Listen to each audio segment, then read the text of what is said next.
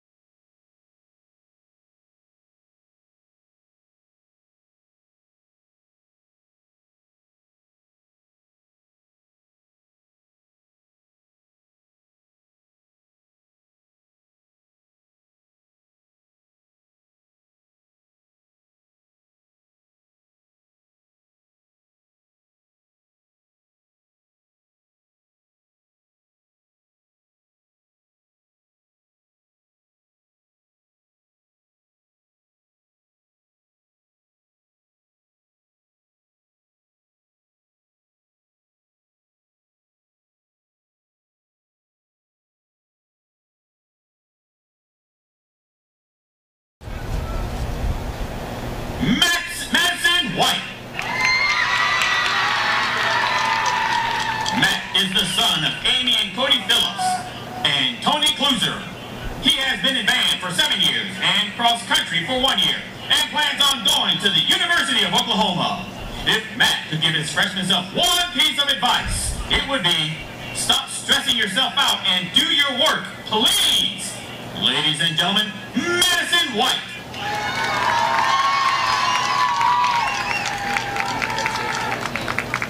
Williams. Adam is the son of Mariah and Ryan Williams. He has been in band for 7 years and plans on attending the University of Oklahoma to major in history. If Adam could give his freshman self one piece of advice, it would be learn how to manage your time better. You'll get tired of staying up past midnight every night. Ladies and gentlemen, Williams.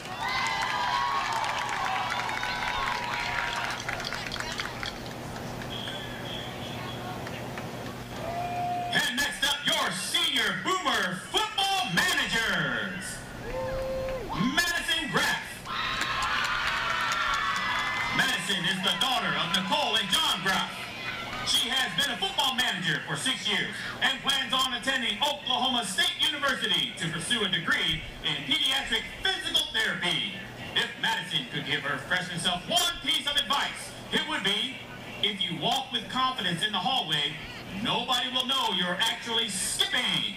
Ladies and gentlemen, Madison Graff.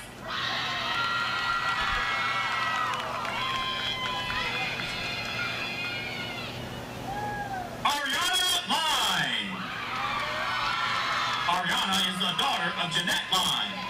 She has been a football manager for 3 years and plans on attending the University of Central Oklahoma to become a registered nurse. If Ariana could give her freshman self one piece of advice, it would be soak in every single moment because it really does go by fast. Ladies and gentlemen, Ariana Line.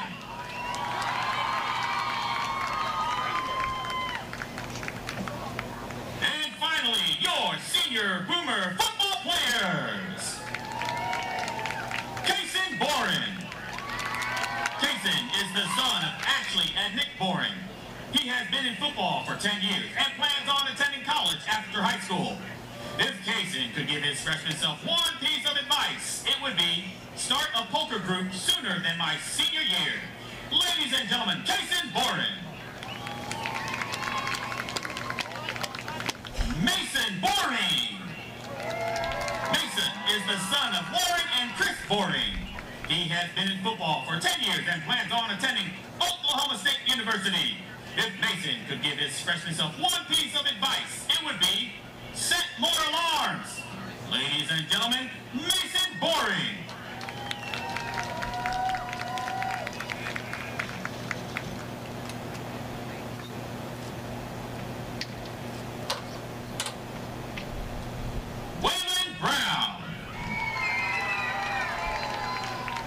Waylon is the son of Kimberly Brown and Brayden Coinson and Dustin Brown and Amber Hamilton. He has been in football for 1 year and band for 2 years. He plans on going to Cowley College in Kansas. If Waylon could give his freshman self one piece of advice, it would be, don't stress the small things. This too shall pass. Ladies and gentlemen, Waylon Brown.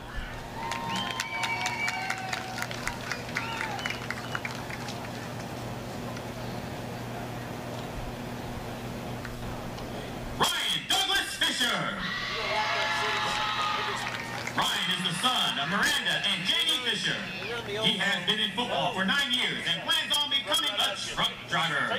If Ryan could give his freshman self one piece of advice, it would be have fun, take in all the moments, and always listen to your mother. Love you, Mom and Dad. Ladies and gentlemen, Ryan Douglas Fisher. Oh, wow, it's turning up.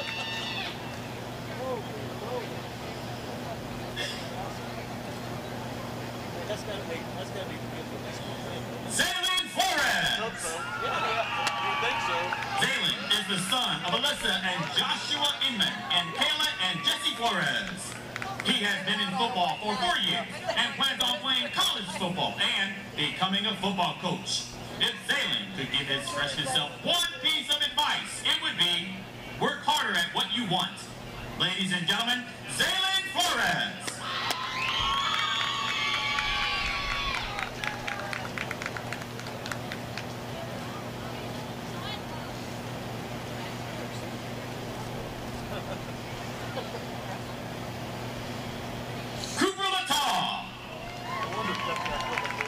Cooper is the son of Kate and Tyson Lataw. He has been in football for 10 years and plans on attending Oklahoma State University to major in business. If Cooper could give his freshman self one piece of advice, it would be trust the process.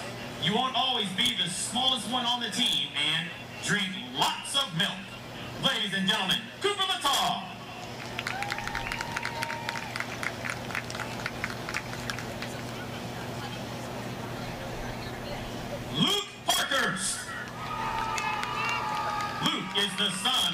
Parkhurst and the grandson of Steve and Jan Lindsay. He has been in football for 12 years. If Luke could give his freshman self one piece of advice, it would be keep going hard and fighting. Ladies and gentlemen, Luke Parkhurst.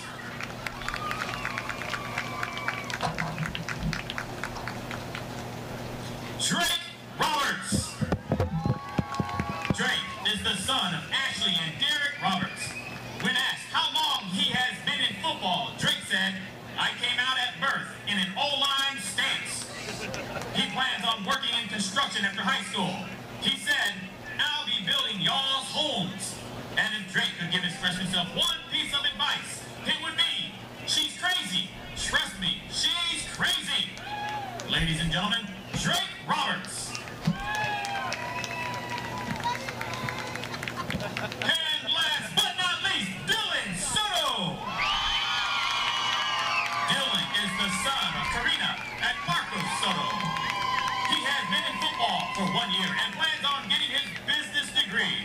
If Dylan could give his freshman self one piece of advice, it would be, listen to the people and join football.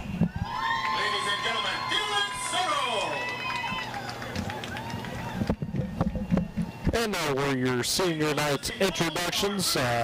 Boomers going through the cheer, the band, the trainers, the football players. Had 9 seniors out for the Boomers this year.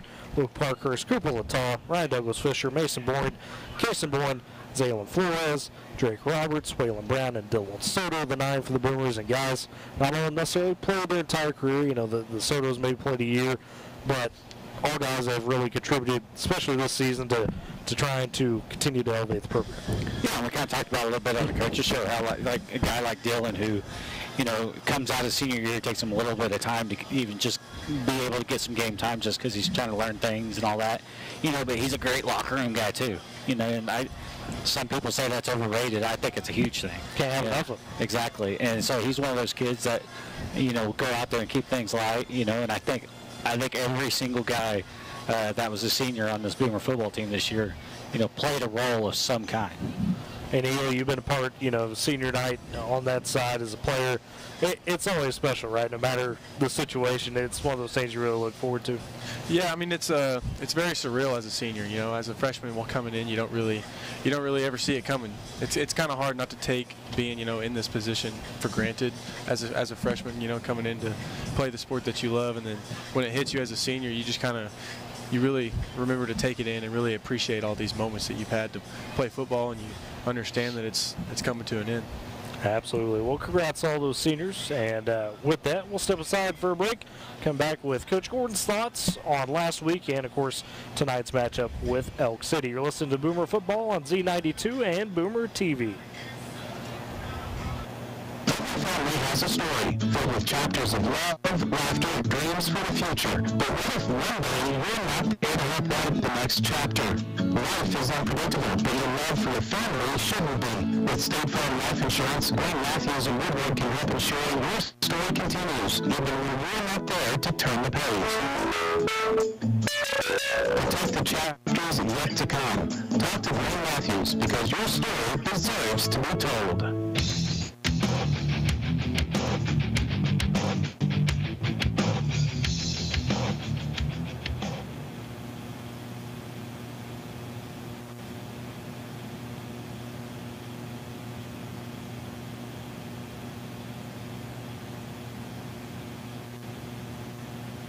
Welcome back to the Boomer pregame show on Z92 Boomer TV. Let's catch up with Coach Gordon about some of his thoughts this week on the Boomer Coaches Show. You know, I reminded him, when I first got here, 2 seasons ago, it was like, hey, it's going to be a process, man. We can't rush it. You can't skip days. You got to go day by day. You got to stack days. And, you know, unfortunately for these guys that were seniors, that was that first year, and guys that were seniors, it's going to be to that group as a freshman before you get where you want to get, because you got so much you want to turn over. So, you know, we're getting there, but we're not there, you know, and, you know, thinking about those kids, I think they see it, you know, and they're looking forward to it, and they want to get better, and they have, you know. So we just got to continue to build and continue to keep going. Well, and I think that getting against Williford last week kind of was a good microcosm of that because, not that we went too far back, but compared to last year's contest, this one was totally different. I think we pointed out last week that these guys had mentioned C.J. Nixon, they didn't seem afraid. They played like it. They went in there, stuck their heads in the fan, and, got dirty with Williford there. Unfortunately, just couldn't capitalize on some of those good field position opportunities, but was kind of the message to him after the game that, hey, guys, we were there, we had those chances. What was it like post game? It was, guys, we're so close, but we're so far away. And what I meant by that is that, we don't know how, like you said, capitalize on those opportunities when you're in the red zone, those opportunities when you have a third down, those opportunities when you have a sack right in your hand, those opportunities when you give up a big play, but you have guys in position that just don't make that play. It's part of football. It's part of it, but, you see and we watch film on Monday and we went through every scenario if we make this play, if we score in the red zone.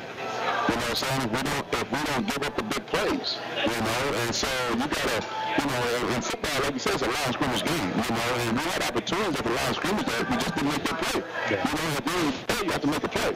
You can go through whatever, but at the end of the day, you gotta make the plays. And, we had opportunities, and they end up scoring right before halftime, and the main thing was, hey, don't let the scoreboard, just go back out here and fight. And that's what we did, and that's one thing that I've been proud of in all years. There's no giving up, there's no quit. Those guys come in, they don't let the scoreboard, they just keep going, we just got to learn how to get over that hump, and so we'll keep going until we do it, so. And this week, senior night, Oak City, touched on with Coach Manley, Coach earlier, it's going to be a physical team. Coach Maynard's going to have all night, maybe starting a little healthier, kind of peaking at the right time. So, it's a team that's going to be hungry, but I think the important point at senior night, not a lot, as we mentioned, in terms of the our seniors, but guys that we touched on previous weeks, that they do want to talk about trying to build that foundation. What have you learned about this group of guys? I know you haven't had them all for, their entire high school careers. Some of you've had just this year, but what have you learned from that group? Maybe some of those individuals, Ryan Douglas Fishers, the Cooper Latallas, the Jason Bournes, the Mason Bournes, the Greg Roberts. What have you learned about that group? What do you appreciate from this? First of all, they're good kids, and I think that's important, and they're hard workers too, they don't buzz when you coach them hard because we coach hard, and they want more of that, and they've been good, they bought in, they never blinked, they never questioned, and they just work, they never, and like you said, they could easily quit, the way the season's been going, but they never quit. They didn't feel self-entitled. They just kept working. And they gotten better, and that's going to take them. And what I'm talking about is, like, this is going not from just here, this is going to the real world. It's something that they're going to get ready for. And, like I told those guys, whatever we do, I'm not sure when it's going to happen behind the scene. When we do flip this day, when you guys come back, you're always welcome. Always welcome. And they're the guys that helped us get to where we're going to be at. Yeah, talk about how they've been with the younger kids. I know it's been a big thing, and I think we talked with him at the start of the season, really took on that. I want to get those young guys, Cooper, Ryan, all those guys just doing a good job of connecting with those younger players. They've been great with them. Great. They treated them like a family member, and that's what we talk about, being a family. And they've been awesome with those young kids. They've been coaching them, teaching them. Whenever they had to coach them hard, they coach them hard. When they had to give them love, they give them love. But they've been awesome. Those guys have been great. And I appreciate them because again, when you're not getting the results that you want, it can easily go the opposite way. But they never blinked. They just kept it positive, and they kept going forward, and they kept working hard. And I appreciate it. Friday night could have a little bit of an interesting weather situation. The field might be pretty wet, might be raining as we start. You as a former football player, as a coach, do you like kind of those rough environments? You need a little bit more cool? Nah, it is what it is. It don't matter. You can't worry about the weather, man. You just got to go. I don't play with rain, snow. They're playing up at Memphis, Missouri, so you got a little bit of everything, And so, and what I tell those guys,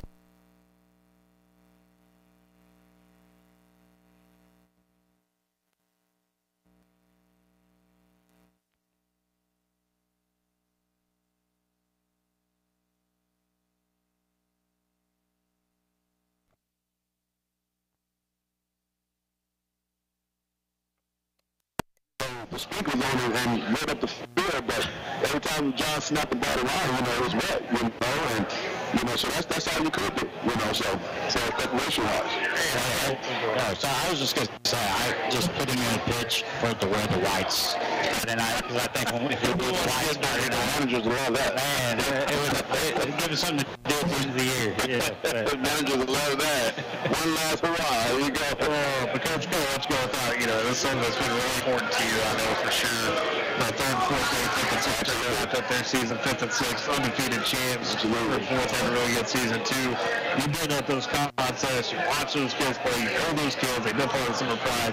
What was it like seeing them succeed just out of?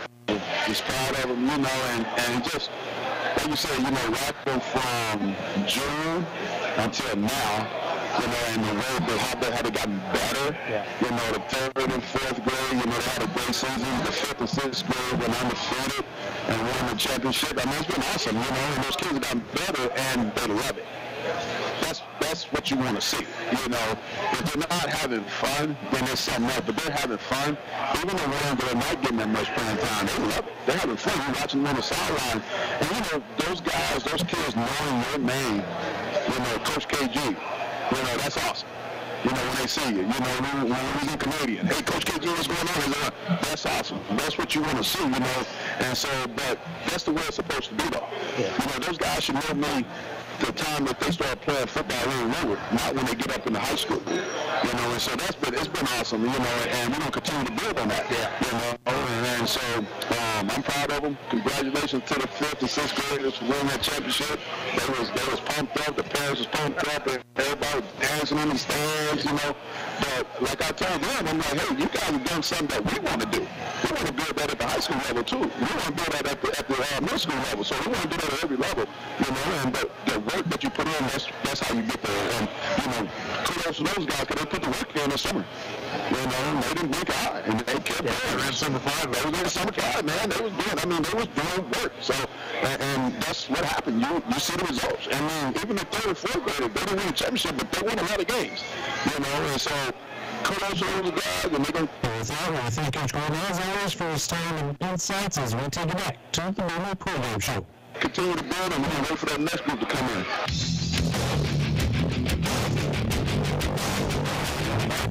Boomer Fields, Z92 Boomer TV, as we're just a few minutes away from getting underway against Elk City. Or the Boomers just did the coin toss, and it looks like the Boomers have deferred. They won the toss, deferred, and Elk City will receive. So guys, we'll see the defense start this game. That's been the bread and butter.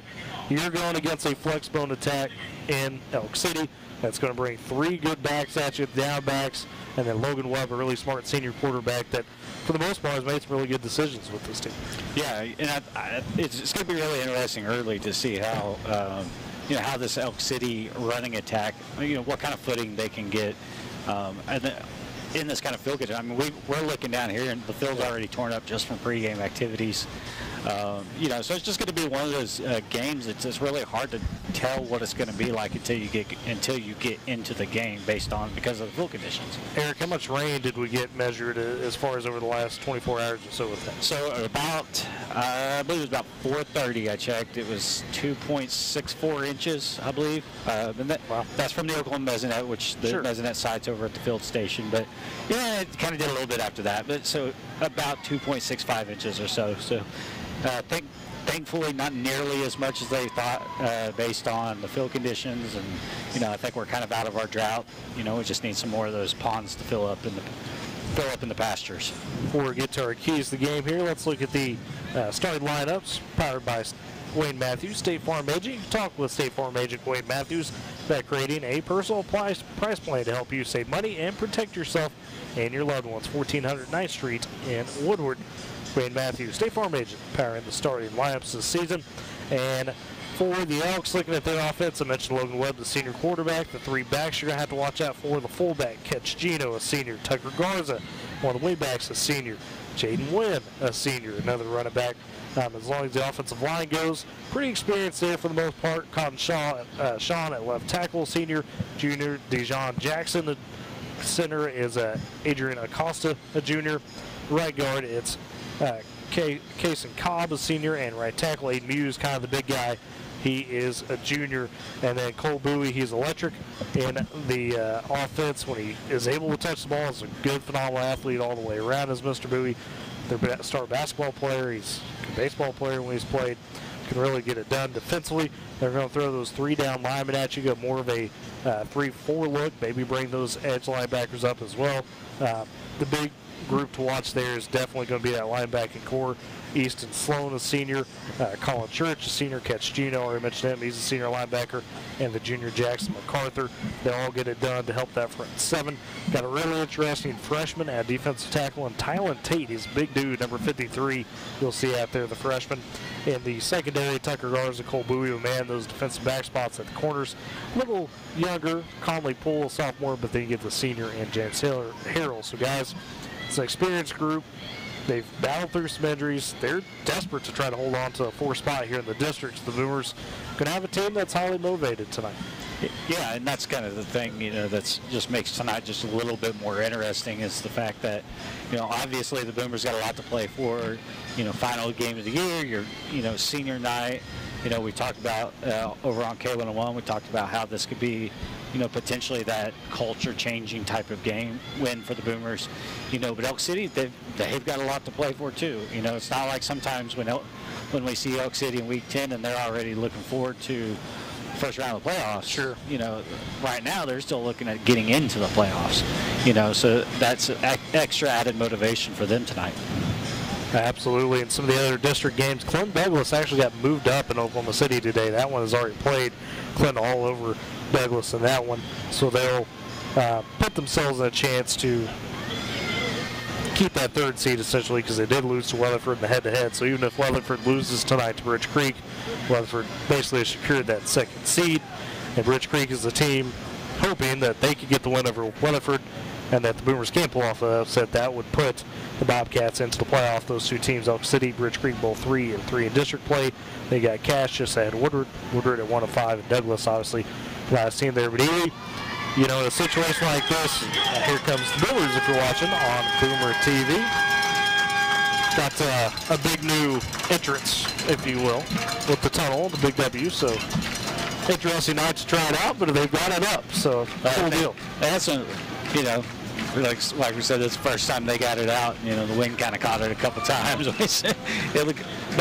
great job. I think most of these are the booster dads, and so great work for them getting that set up.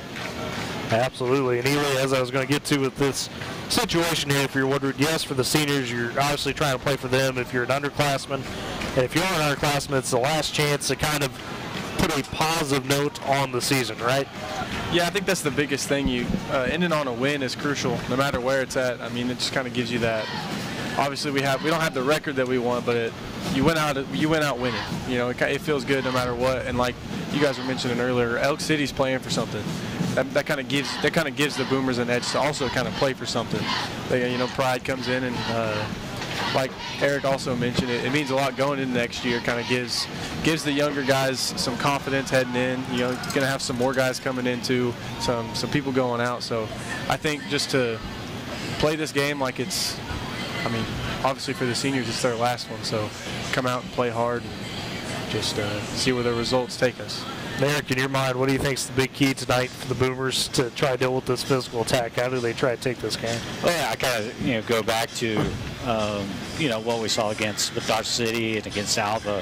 We talked about playing assignment football. And not trying to do too much. Don't try to go for the big play. Just try to make sure you wrap up. We've struggled kind of throughout the season, different times of tackling. So, quite frankly, when it's one-on-one situations. The Boomers just got to do a good job tonight of tackling because, these Elk City guys, they're physical, they're strong, they know how to keep rolling. Well, everybody set up, ready to roll. Ryan Douglas Fisher going to boot this one off for the Boomers. Back deep to return.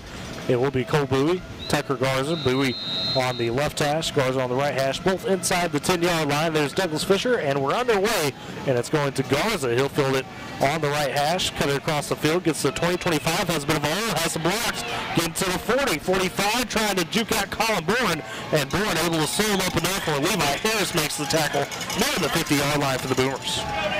For Elk City, there's already a trench dug out over there on the other side where, and that's where it's going to get interesting. It's how are these teams going to handle the footwork tonight? It's there was a couple times I saw a Boomer go for a tackle and he was sliding across the field. And, it's just going to be a sloppy game, at the feet. So, how can you balance that out? And you've got to use your IQ probably more than you have to a lot, simply because you just can't use pure athleticism. So 1st and 10 for Elk City for the first drive. Logan Webb under center at the Boomer 49.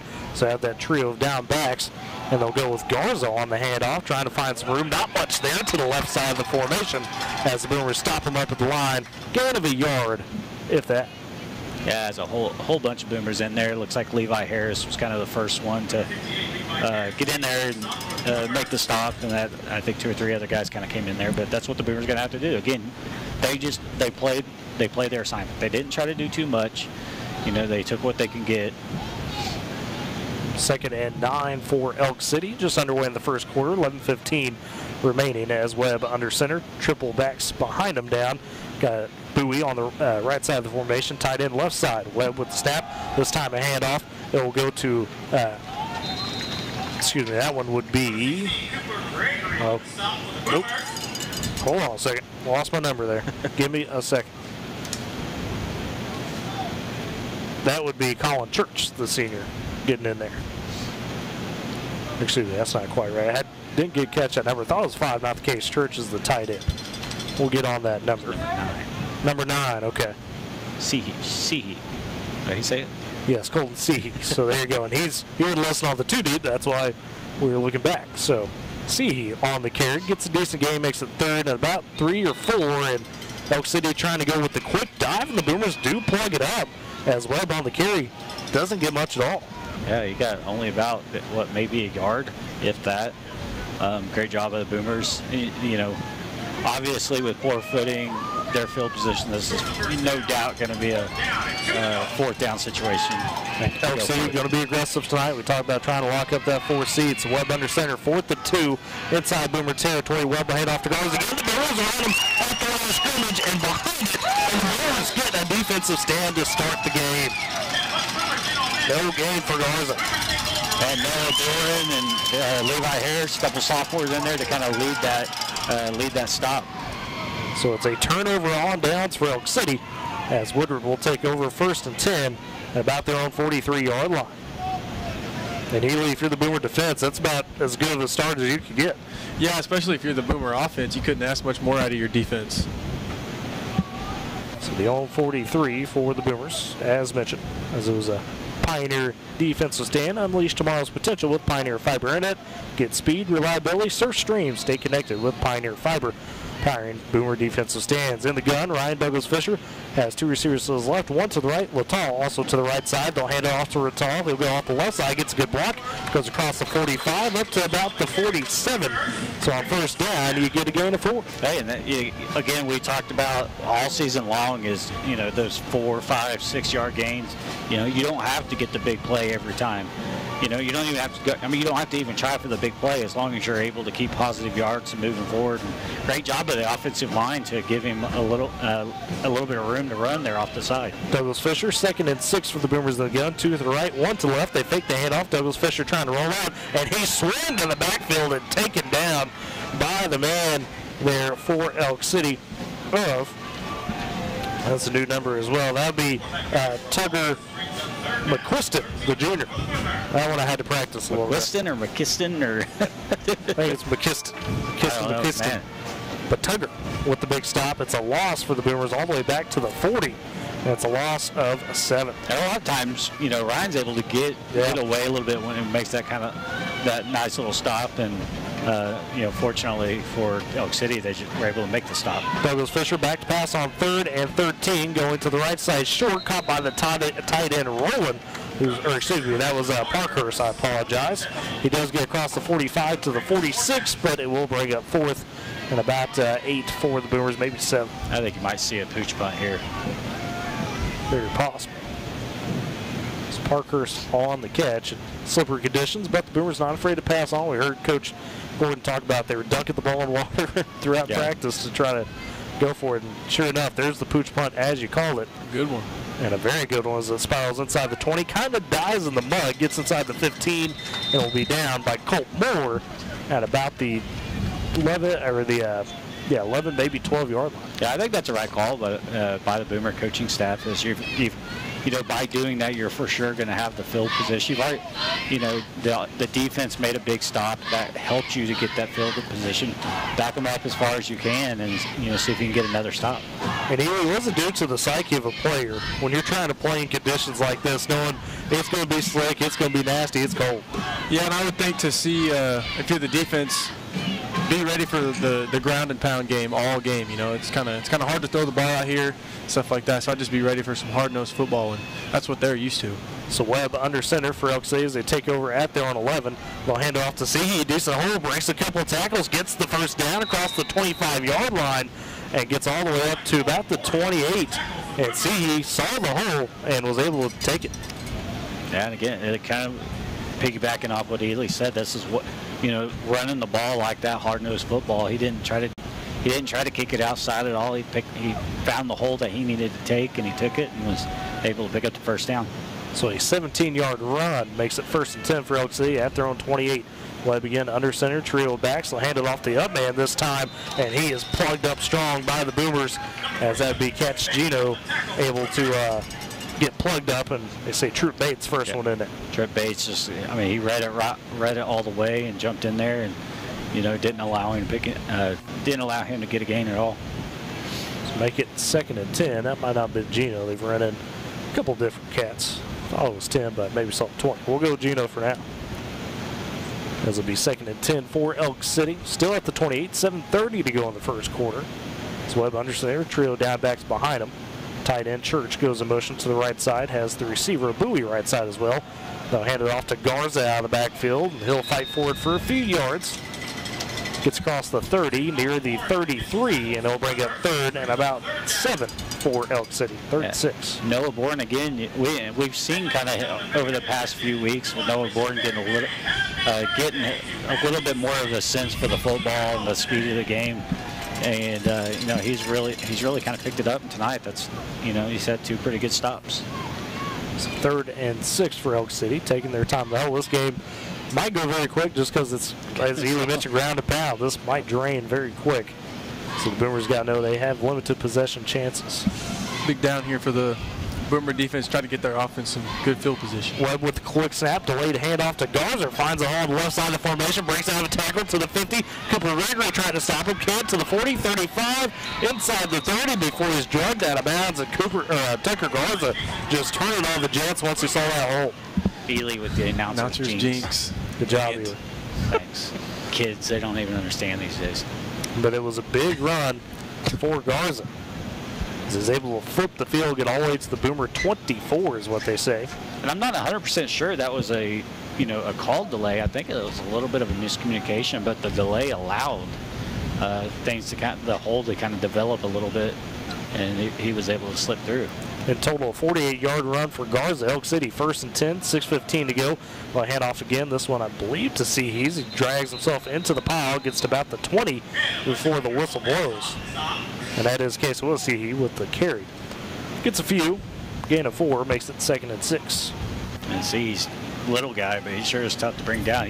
Boomers never actually were able to bring him down. He kind of popped out there after the whistle blew. And just kind of runs, you know, head first, kind of really tight on the ball, and not going to try to put moves on you, it seems. 2nd and 6 for Elk City at the Boomer 20. 5:40 remains in the first quarter, and a whistle comes in, flags on the snap. Looks like a false start on Elk City. Back him up. Flag on the play, false start against the So Boomers catch a bit of a break there. Always good to get some free penalties to be able to help that defense. Yeah, especially when, you know, Elk City's kind of got something going, moving the ball a little bit. And we've seen the Boomer defense, whenever there's kind of a big play like that early in a drive, they kind of get back on their heels and teams are able to finish it off. So anything you can get to back them up, you know, is a positive.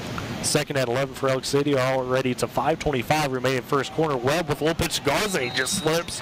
The field caught him there. I mean, a big, trying to make that cut, mud just sprung up. You know, but honestly, I would, obviously he's going to get credit because he touched him, but But Colin Boren coming off the end, really not in, he was coming in on a corner Caused blitz. the cut, yeah. And as soon as he saw it, he tried to make a quick cut, and that's what caused him to slip. So really a great job by Colin to read the snap, get in the backfield as quick as he did.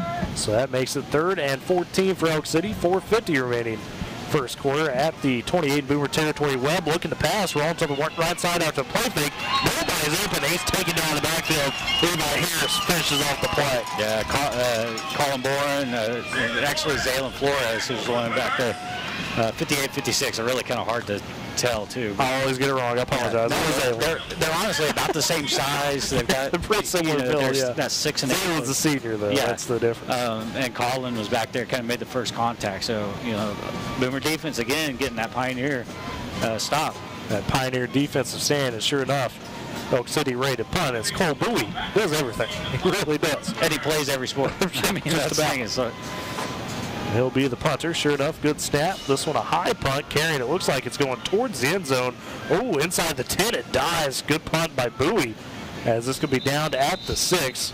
Kind of slanted that one off the foot just enough. And so the Boomers will have to take over deep in their own territory at their own 6. That's one thing about, the turf tonight is, it's everything's going to die. If it hits the ground, it's not going to kick like you get a lot of time. I mean, it was so dry, everything would bounce for days, and now it's the complete opposite where it's so muddy, everything's gonna stick. Oh yes, 3:58 remaining in the first quarter as Woodward takes over on their own 6. Be Douglas Fisher in the gun, 2 receivers to the right, 1 to the left, tight end also left side, and Latal flanking at running back on the right. As Douglas Fisher will hand off to Latal. Decent hold, gets up to the 10-yard line before he's taken down. So gain of 4 for Latal.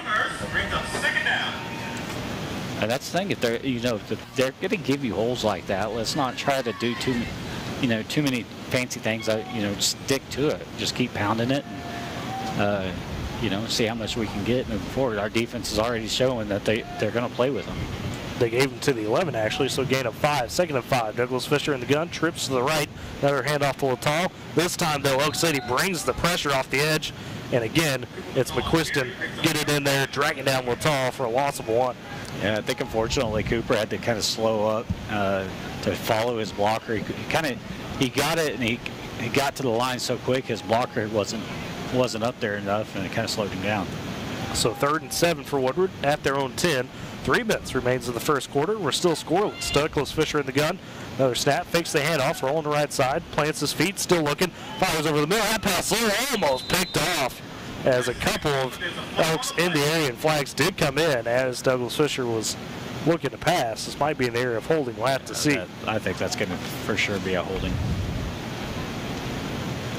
But that's one thing you got to watch as as you're blocking tonight. If you start to slip, naturally you're going to reach up to try to grab something, and you can't do that. But there's also a flag on the far side. There is, yeah. There's a flag in the backfield and flag on the far side. They're conversating about it, so we'll see what the call winds up being.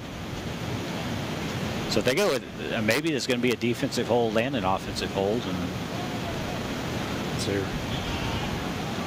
talking to Coach Zach Maynard, and he puts the decline signal in there, so see what goes down here. It looks like it is going to be a 4th down. It's been punt units onto the field. Might have been a case of some offsetting penalties. That's what it looks like, a case of offsetting penalties here. So 4th down for the Boomers, 4th and 7.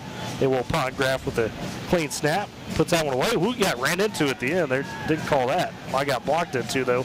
Punt rolling to the 50-yard line. A good one by Graff. And finally, at the 49 in Elk City territory is where the Elks will take over.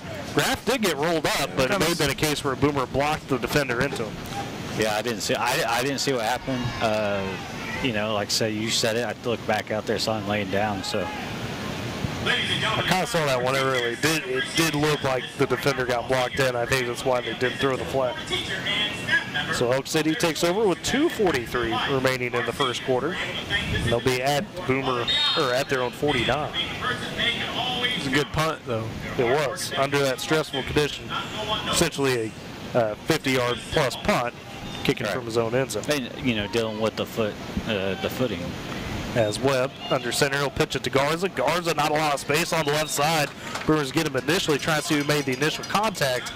Looked like it was Colin Bourne, the initial contact, and Noah Bourne finished it off. Colin Bourne went in there and, you know, went for the tackle at the feet and kind of slowed him up just enough for allowed Noah Bourne. And I could tell there was somebody else in there with Noah, and I couldn't quite tell who it was. But, you know, still a great job. The Boomers are reading the snap count well tonight. They kind of have an idea of what's going on, and you know they're getting back there with the attempt to make some plays. They gave Garza a gain of 1, 2nd and 9 for Elk City. Webb under center, 2 down backs, receiver and tight end left side. They go with one of the down backs. I believe that would be Church or Gino. Let's see what number it is. And not much space. Does edge forward to about the 48 Boomer territory.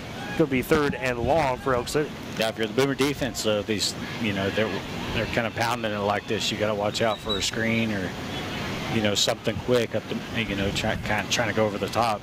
Not necessarily deep, but, you know, something quick to pick up, you know, a decent gain. Could have been Tugger on the carry. Of course, it's already getting hard to see their numbers too because of their yes. Too, So 3rd and 7, Elk City on the end around to Bowie. Got to watch him, and right there met at about the 47 and blown back. Who got that initial tackle? Cooper Gregory making the tackle. Cooper Gregory, and then Kason Bourne came in there. Also, oh, my mind just went blank on his name. Yeah, week 10, and I'm still forgetting the numbers. Bowen Horton, that's the first time we call his name tonight. And we've seen Bowen make some big plays, you know, especially the last few weeks. So, you know, again, this Boomer defense, I'm at the point where I trust them. Oh yeah, they're going to give up big play here and there, you know, but you know I trust them. Get out there and give the offense an opportunity. So Bowie on the punt, Latal back deep to return, and the Boomers jumped. That's going to be. It's going to make it 4th and 1. Because it's 4th and 6 is what they're showing. I think that's going to be a first down. I think it's going to be there. It's going to be really close. It's going to be right on it because it was at the 46. They had to get to the 41. This penalty is going to move it up. And the defenses are coming on the field. Let's see where they mark it. I think it's first down. Yep. And yep, sure enough, that is the case. They give them the first. So the Boomers jump, false start, gives Elk City the free first down after you had originally made the Pioneer defensive stand. A great call by the Elk City coaching staff. The Boomers have been aggressive, you know, from the get-go tonight. You know they're going to be aggressive even on the punt. You know, let's try to get them to jump. Likely the last play of the first quarter as we're down to 20 seconds. Webb under center, 1st and 10 for Elk City at the Boomer 41. It's another handoff this time. Decent hold, gets to 35, maybe the 34 does Garza. So that's set up a 2nd and short, and that is the end of the first quarter as we're still scoreless here at Boomer Stadium. We'll step aside for a break, come back for the second quarter. You're listening to Boomer Football on Z92 and Boomer TV. Central Bank of Western Oklahoma has stood by our communities, understanding the unique culture and values that make Western Oklahoma special. As a locally owned and operated bank since 1908, we're not just bankers, we're good neighbors. We've seen generations grow, businesses flourish, and farms thrive, and we've been there every step of the way. Trust in a bank that shares your roots and works as hard as you do. Bank of Western Oklahoma, member FDIC, an equal housing lender. Feel safe and secure with Arlo Wireless Outdoor Camera, available at Pioneer. Arlo offers top-notch protection with crystal clear video quality. Rain or shine, monitor your home from anywhere with remote smartphone access. Whether you're at home or on the go, Arlo keeps you connected to what matters most. Trust Arlo and Pioneer to keep your home safe and secure. Visit GoPioneer.com to get your Arlo wireless cameras today. Life never stops moving. Between the 30-minute commutes, daycare pickups, and that weekend trip to Grandma's, you're racking up the miles. But there is a tire that can keep up, like the exceptionally long-lasting Michelin Defender tire. With an 80,000-mile warranty and the safety you expect, you can lose track of miles and focus on what really matters. The memories made along the way. Stop in today at 2220 Main in Woodward to see your local Michelin dealer. Pipelines Tire. At the end of the second quarter, it's another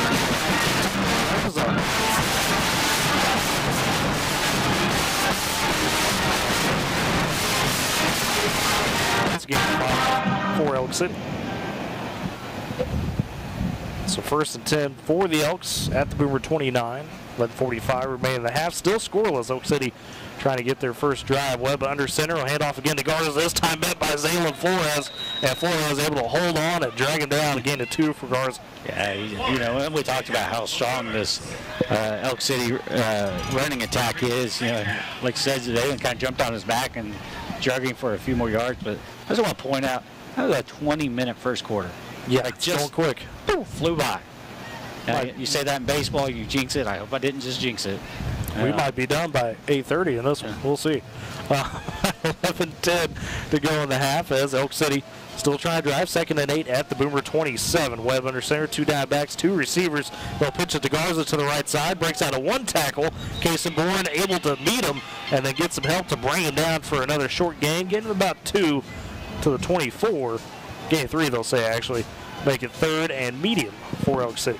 Mason Arnold and Zaylen Flores kind of got back there quick and, you know, kind of basically forced him to make a move, and that allowed Mason Boring and I think Kason Bourne to get in there. Yeah, Kason was in there on the initial contact.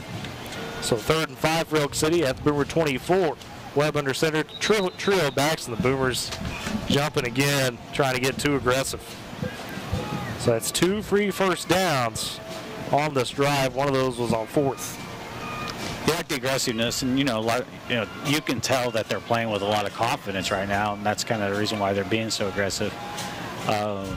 You know, but you still got to pay attention to, you know, what Elk City is doing. They're making the adjustments that they need to make to kind of catch you off guard. So 1st and 10 for Elk City at the Boomer 19 now in the red zone. First time for either team. Webb under center, trio backs. They'll hand off, and that's to about the 15. It's going to be a gain of 4. Trying to see who had the carry on that one. One of the smaller backs for Elk City. That was Jaden Wynn, the senior, getting a carry. He'll get a gain of 4 on first down. Let's make it 2nd and 6 for the Elks as we go to 9:55 remaining in the first half. It is flying by. I think that might be the story of the season for the Elks, as they just pound the ball every play. Chew that clock. As Webb under center, trio backs again. They'll pitch it to Wynn, right side. Gets a little bit of a block, but it gets maybe a yard, and that's it. The Boomers able to meet him on the edge. Bring it up 3rd down. Trying to look across there. I think that was Casey Bourne who actually was able to grab him and, you know, bring him down. And I don't know if anybody else saw it. Trip Bates got blown up at the line. He was flying in there to try to make a stop, and he got blown up. Great blocking by Elk City to pick up what they could. Just a gain of 2 for Wynn in total. Brings up 3rd and 4 for the Elks at the Boomer 13 as the clock drains to 9:05 in the half. Still scoreless at Boomer Stadium. Webb under center, trio backs down behind him, 1 receiver to the right side as well as the tight end. They hand off to Wynn yet again, gets a little bit of space and just squeezes across the first down marker, and Elk City moves the chains on 3rd and 4. Yeah, they've done a great job tonight of, you know, finding the smallest holes, and, you know, and again, the blocking scheme that Elk City is putting out there that's allowing them to, you know, pick up what they can. They're not doing anything flashy. We keep talking about there. They're just kind of picking up a few yards here and there, but as long as you're moving the chains, that's all that matters. 1st and goal for the Elks on play number 13 of the drive. Webb, another handoff, and the Boomers able to stretch it out a bit. Gets inside the 5 to the 4-yard line with the ball carry. That one being Garza. Garza with a gain of 4 makes it 2nd and goal from the 4. Yeah, Levi Harris and a whole host of the Boomers in there to bring him down. 8:15 remains first half. Elk City trying to push for the first score of the game for either team. See if the Boomers can come up with a goal line stand as Webb under center. Tight formation, receiver to the left side. 3 down backs, tight end motions over. It's Church. And they'll go with Garza again, trying to slip out tackle. Does it, gets his way into the end zone. Boomers nearly had him at the line of scrimmage, but Elk City puts the first points on the board from 4 yards out. And 7:55 remaining in the first half. It's just one of those deals, guys, where, you know, those blocks tough to be able to fight over on the goal line. We know they're just basically going to try to chop you out and create a little bit of that wall. Yeah, and a lot of times when they do kind of go down and chop you out like that, you're thinking it's going to be, a keeper or something quick up the middle, and they actually kind of went off tackle with it. Great job, Elk City. Elk City going for 2. It's Garza again. It gets his way into the end zone, working the inside of the formation. So Elk City able to make it 8-0 with 7:55 remaining in the first half. The Boomers will have to answer back. St. Louis State Bank now with the branch in Woodward, their new location, 2314 Williams Avenue. St. Louis State Bank Woodward branch offers full-service banking, including personal checking, savings, home and commercial loans, mobile and online banking, wire transfers, and much more. Also, M&D Enterprises and Lawnmower Shop for your best lawn, porch, or patio. M&D Enterprises and the Lawnmower Shop are your people. They carry everything you need to make your greenscape that little piece of heaven you've always dreamed of. Locations in Woodward, Canton, and Weatherford. And finally, Smith & Co. Auction and Realty, Oklahoma's real estate and land auction experts. Smith & Co. is your #1 choice for all your land auctions and real estate needs. Call 580-254-3975 or email Ira at smithcorealestate.com. So it's Bank, M&D, and Smith & Co. powering Boomer Sports this season. Well, guys, so Elk City able to punch through, get their first touchdown. Now for the Boomer offense, got to start finding a little bit more momentum on second, third down. Yeah, I'd like to see the offense stay out. Even if they don't score, stay out a little bit longer, give this defense a little bit of a chance to take a break. You kind of started to see them even on that last drive. They've been out there a while already, pretty quick. So just give them a chance to get a break. And Colt Moore deep to return. We'll see if Elk City kicks it to him. They do not. A sky kick trying to be ready for it. That's on the ground for the Boomers, but quickly picked up. I was trying to see who let that slip through, but was able to be back on it. For Woodwards, they'll take over at about the 40. I think that's Brody Province. It was, yeah. And Brody just followed it quickly, and heck, if he was able to keep his feet, he might have a great hole. Yeah. Yeah, and I think that Brody did played some running back in middle school, and I think he's one of those guys. He's going to go out there and he's going to go hard and get a little excited and saw a chance to potentially take it to the house. So after on the 40, Woodward takes over 1st and 10. Douglas Fisher in the gun. 2 receivers right, 1 left. Running back flanking left side. Again, they go with the first down handoff to Lataw. Able to find a little bit of space past the line of scrimmage, but ultimately only a gain of 1 before he's taken down. So it makes it 2nd and 9 as we get to 7:40 remaining in the first half. I'll say this, the officials are kind of letting it be a little chippy. I don't know if you saw that. Yeah, it looks like you saw that too, Ely. Backfield. It was both ways. I think he went over there and said something, and so I kind of had to watch, see how that goes. 2nd and 9 for Woodward. Douglas Fisher in the gun. 2 receivers right, running back, tight end, and receiver left. A little speed option. Kind of an odd pitch out to Lataw, and that one's going nowhere. Elk City able to read it to the left side. That was kind of scary. Yeah, that was a late pitch by Douglas Fisher. Man, the face. Kind of more of a lob, really. Yeah, and I think a lob is a great way to describe it. He didn't really pitch it. He just kind of flipped it up over the defender. It's one of those where if you're on Douglas Fisher, you probably just need to more so tuck it and see if you get a yard or two. So 3rd and 11 for the Boomers. Douglas Fisher in the gun, 2 receivers, tight end right side, 1 to the left. Running back also flanking right side. Back to pass is Douglas Fisher. Rolls that right side. Scanny down the field, still looking. Under some pressure. Going to try to throw one short, and it's just batted at the line of scrimmage by Elk City. Man, his face batting that one down was Jackson McCarthy, the junior linebacker. So that brings up a 4th down for the Boomers and the punting unit onto the field. That's kind of been one of the, one of the negatives we can say about him, because he's improved so much from, his first stint quarterback last year to this year and stuff. But, he does everything he can to extend the play, but he still tries to force it sometimes a little too much, and in that situation, even though it's 3rd down, you still got to throw it away or something. And Graft on the punt for the Boomers. Bit of a high snap, has to retreat back for it, does, and able to get the kick away, although this one a bit low. And Phil on the fly by Garza in the middle of the field. Takes out the 50, finds a hole, now he's got 1 man to beat, and he's going to beat him as Tucker Garza, just Johnny on the spot, saw the low kick, and jumped all over it. Yeah, I think that was more of a, a luck thing that he just happened to, like you said, Johnny on the spot, he just happened to be right there, was able to catch it in stride. He is not the returner on the punt. I mean, I think he was going in to make a block. Yeah. You know, and realized that the ball was where it was. You know, again, and that's what you got to do. You know, as a player of any sport, you've got to be aware of the situations, and if you can do something, you know, do it. Don't try to do too much, you know, but. So 6:20 remain in the half. As Elk City line up for the 2-point conversion. Don't really have a great kicking game. So it'll be Webb under center, 3 down backs, everybody else packed in tight. Double tight end set. Webb will hand off to Wynn. Wynn, though, not able to find the space, and the 2-point conversion no good as the Boomers stand him up. It remains 14-0.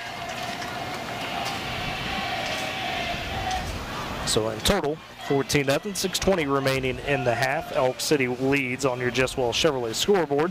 Jeswell Chevrolet in Shattuck. It's where honesty is not just a word, it's how they drive every deal. Visit JesswellChevrolet.com or call 580-938-2122. Unfortunately, that's not the way I was thinking of, you know, as far as giving the defense a rest, because the defense didn't have to do a whole lot and they get a little bit longer to be out there. But don't want to give up a touchdown on the special teams. Right. So, again, that one just kind of a credit to Garza. Really, I wouldn't even call it breakdown of the Boomer special teams. You had the high snap, but the fact that the punt was lower changed the calculus on that.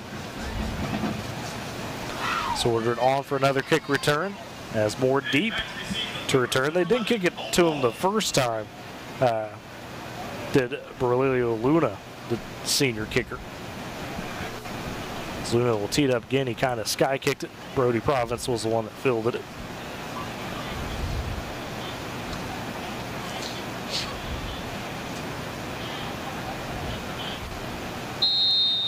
As Luna ready to go, and another short kick, this one higher, a little bit deeper. Fair catch called for by the Boomers. It'll be fielded by Jake Graff inside his own 30-yard line. That's where Woodward will take over. I think they wanted to go right back to Brody and see what he did there, and got a little too much on it. But and Graff calmly able to just fair catch it as the Boomers will take over. It looks like at their own 28 with 6:19 remaining first half. This is a big response here by the offense. You know, kind of need something to respond here before not let the Elks get the ball back and run more of that clock down going into the second half. Funny, you just want to generate some momentum to that point as well. 1st and 10 for Douglas Fisher in the gun. They'll fake the handoff, try to go with the quick slant. That's caught by Colt Moore, makes a man miss, but then dragged down from behind by the defensive back. Still, though, a first down for the Brewers up to the 44-yard line. There we go. Great job on the fake, because I bit. Like I didn't, Eric. I was like, this point. I was Cooper was coming around the end. I was like, hey, man, Cooper's got some run room to run. And all of a sudden, kind of at the top of my vision, I saw Ryan throw the ball. I was like, oh, okay. So a 16-yard gain up to the 44 for Woodward. 1st and 10. Douglas Fisher in the gun. 2 receivers, tight end left, 1 right, backfield. Latal, he gets the handoff, has a decent hole, gets across the 50 into Elk City territory before he's dragged down. Not quite a first down, but it's going to be a gain of 8 on first for the Boomers. So a good run there. Some good holes open up for. Yeah, there's actually a couple of great blocks over there on the left side of the line by Avery Clark and Jake Graff in there making a big block as well, which allowed him to pick up a few more yards. So 2nd and 2 for Woodward inside Elk City territory at the 48, 5:20 remaining first half. Douglas Fisher in the gun, tight sit. Douglas Fisher takes it for himself on the right after player space. 40, 35, 30, beats his man towards 20, 15, tackled inside the 10-yard line by Tucker Garza, saves it. The boy, Ryan Douglas Fisher, when he pulled that in, there was nothing but nothing. And actually, the corner, I don't remember who the receiver was on this side of the field, but the corner was staying right with his guy. Was it Colt? Yeah. Which is, I mean, as a corner, you gotta stay right with him, you know. And he was about 20 yards downfield before he realized that Ryan was running at him, and he had to turn around and try to make a play. 37-yard run for Ryan Douglas Fisher as he got to 11, they say. A timeout taken by Coach Zach Maynard and Elk City as they want to talk about some things defensively. Great Plains Bank, Heritage, Trust, Respect, those are the things that make Great Plains Bank great. Deep roots across Oklahoma and Texas, they are in touch with the communities in which their customers live and work. Also, Compass Athletics, from sports equipment to championship trophies and everything in between. Visit on 2024 Main Street in Woodward, 580-256-7045 as Ely and Aaron get down here. You have to call us out like that. I will, because I'm trying to hit the sponsors, and you guys are over here distracted. Hey, it's week 10. We got to keep it. You do. Senior night, it's always a great time. It's a celebration time. It is a celebration. The Boomers are trying to finish that a little bit after the big run.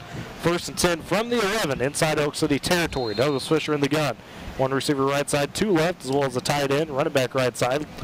Bit of a high snap, handed off to Latar. Cuts it back on the right side, looking towards end zone. Yes, is there at the goal line. Did he get in? No, they're so just inside the run. Latar, boy, he lowered the shoulder trying to get over. And just the vision that he, because he kind of, he saw that where he initially wanted to go, they plugged it up pretty quick, and and again, footing, it's hard to make a big, any kind of big cut. He just kind of did what he could, made a little bit of a move, and almost put it in the end zone. Great job by Cooper. So 1st and goal for Woodward inside the 1, 4:50 remaining in the half. As Douglas Fisher under center has 2 receivers left, 1 right, Latar in the backfield, tight end to the left as well. Boomers draining this clock. And now Douglas Fisher just going to try to power to himself, finds the hole, gets in. The senior scores on senior night. 1 yard out. On the QB dive. Get the little dance in the end zone. And the flag on the celebration. So. All right. Anyways, Boomers do get on the board. Well, and unfortunately, because that's going to, unless they're going to enforce this on the kickoff. Yeah, I don't know. Looks like that would be the case. If they enforce it on a kickoff, then, that kind of benefits it, because, I was worried about them enforcing that on the extra point, when we're, well, it looks like we are going to kick the extra point instead of go for 2. Yeah, you're trailing 14-6, so because you did stop one of those 2-point attempts by Elk City.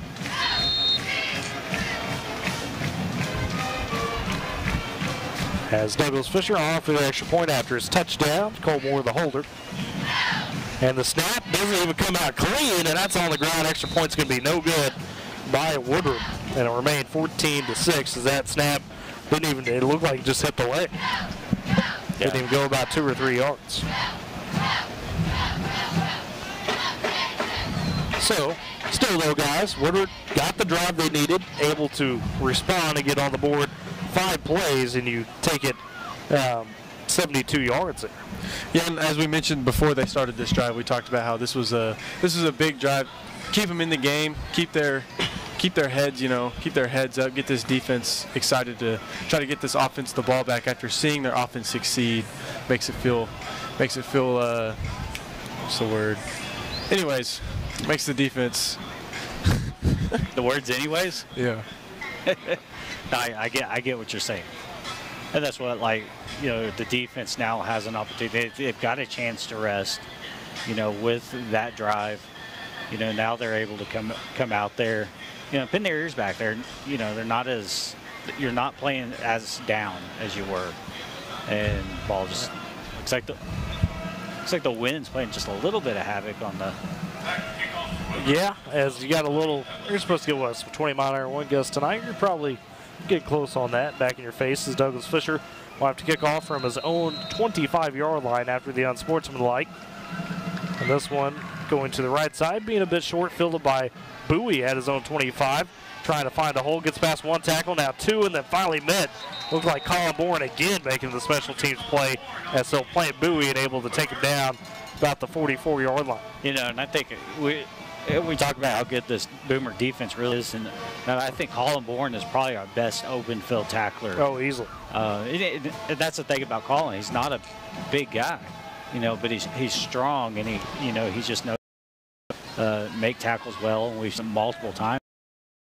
He's able to get those solo tackles in the open field. His confidence may be the biggest on the team. I'll say that. And talking with him under center, Webb able to hand off on 1st down, pushing the pile. Looks like get about 5 yards out of it for Elk City. And that would be Wynn on the carry. Well, and that's, it doesn't surprise me that he's great, on the defensive side of the ball in football. And whenever I had him in basketball, I actually liked bringing him off the bench because he was a spark. Yeah. I felt like, you know, you got some kids who are starters, but he's one that could come off the bench, give that spark, and it was always a defensive spark that he could add. 2nd and 6 for Elk City. Another handoff to Wynn. This time a decent hold. Does get across the stick just enough for the first down to the 45 in Boomer territory. So a 6-yard run again makes it a first down for Elk City. That's when we'll go off to the side after the carry. So Elk City starting to find a little bit of the rhythm in that ground game. We'll see if the Boomers could adjust. Down to 3:40 left in the first half. Elk City does lead 14-6 over Woodward. And now back in Boomer territory at the 45. Webb under center. There'll be a receiver on the right side, one to the left, trio of backs underneath. And a flag comes in before the play. It's a false start on Elk City. Eric's over here. Eric breaking. Talk about broadcasting. Love rules. you guys. He's over here. Love you guys. Just getting solo food delivered, Eric. Jeez. It's almost halftime. All right. We'll see how it is. We'll see how it is. You know, there's some Buddy Coopers back at the K101 studios. I think that Eric is now not on top too. Anyway. Strange. What you get? As Elk City, after the false start, trying to throw a deep pass, and that is caught. And it'll be an Elk City touchdown. Trying to see who the receiver was on the far side. Webb just stepped back, launched it. A little bit of a tie-up between the Woodward defender. Was it Bowie? If so, not surprised. Bowie, a big-time playmaker. And actually, yeah, it is Bowie, Cole Bowie. Mason Boring, actually had a great play on it. Unfortunately, you know, we talk about field conditions, and, you know, he unfortunately slipped, which allowed Bowie to make the catch. You know, so that's just kind of a tough break. You know, it's not really a poorly played ball by any means. It's just kind of a tough break for the Boomers. Yeah, you're in the spot, you slip. That's just unfortunate. As Webb under center for the 2-point conversion, trio backs, they hand off to Wynn. He skates into the end zone for the 2-point conversion to make it 22-6. So Elk City comes back with a big play of their own. We talked about the pregame. Cole Bowie, an all-right athlete, makes the play in the passing game there. Yeah, you know, he's kind of like, he's the Colt Moore of Elk City. You've got to know where he's at all times. You know, again, on that play, it wasn't necessarily poor defense. You know, it was in fact, the ball was underthrown, and I think if he didn't slip, he had an opportunity to intercept the ball. You know, but he slips, and, you know, when Bowie's going to have an opportunity to catch it like that, he's going to make that catch. Takes advantage of his opportunities in other sports as well. I promise that after watching him a few years. R5 Customer Brewery. When you work with R5, you count on a quick, fun, and enjoyable process with results that consistently exceed your expectations. Go chat with their screen printing experts who have customized apparel. 817 Main Street in Woodward. 580-256-3579. R5, powering Boomer Sports. And we talk about the field conditions. I don't know if you can see over there in the end zone, kind of the far front corner of the end zone. You see there's 2 marks. That's water, standing. And the kick fielded this time by Jake Graff on their short kick. Finds a bit of a hole, gets to the 40 before he's taken down. But what I'm pointing at is actually there was a Boomer, and I can't remember who it was, but right as the touchdown was scored, he ran into the end zone. He tried to stop. Oh, and slipped. Yeah, you're right. No, basically I know what you're dug talking out about, 2 trenches. Yeah, I see it now. In the end zone down there. That just past the pylon, just past the goal line. And it just shows just how, you know, how soft that field is out there. So 3:10 remaining in the half. Woodward did defer on the 1 coin toss. If you go down, score here, take some time off the clock, get it back to 1 touchdown game.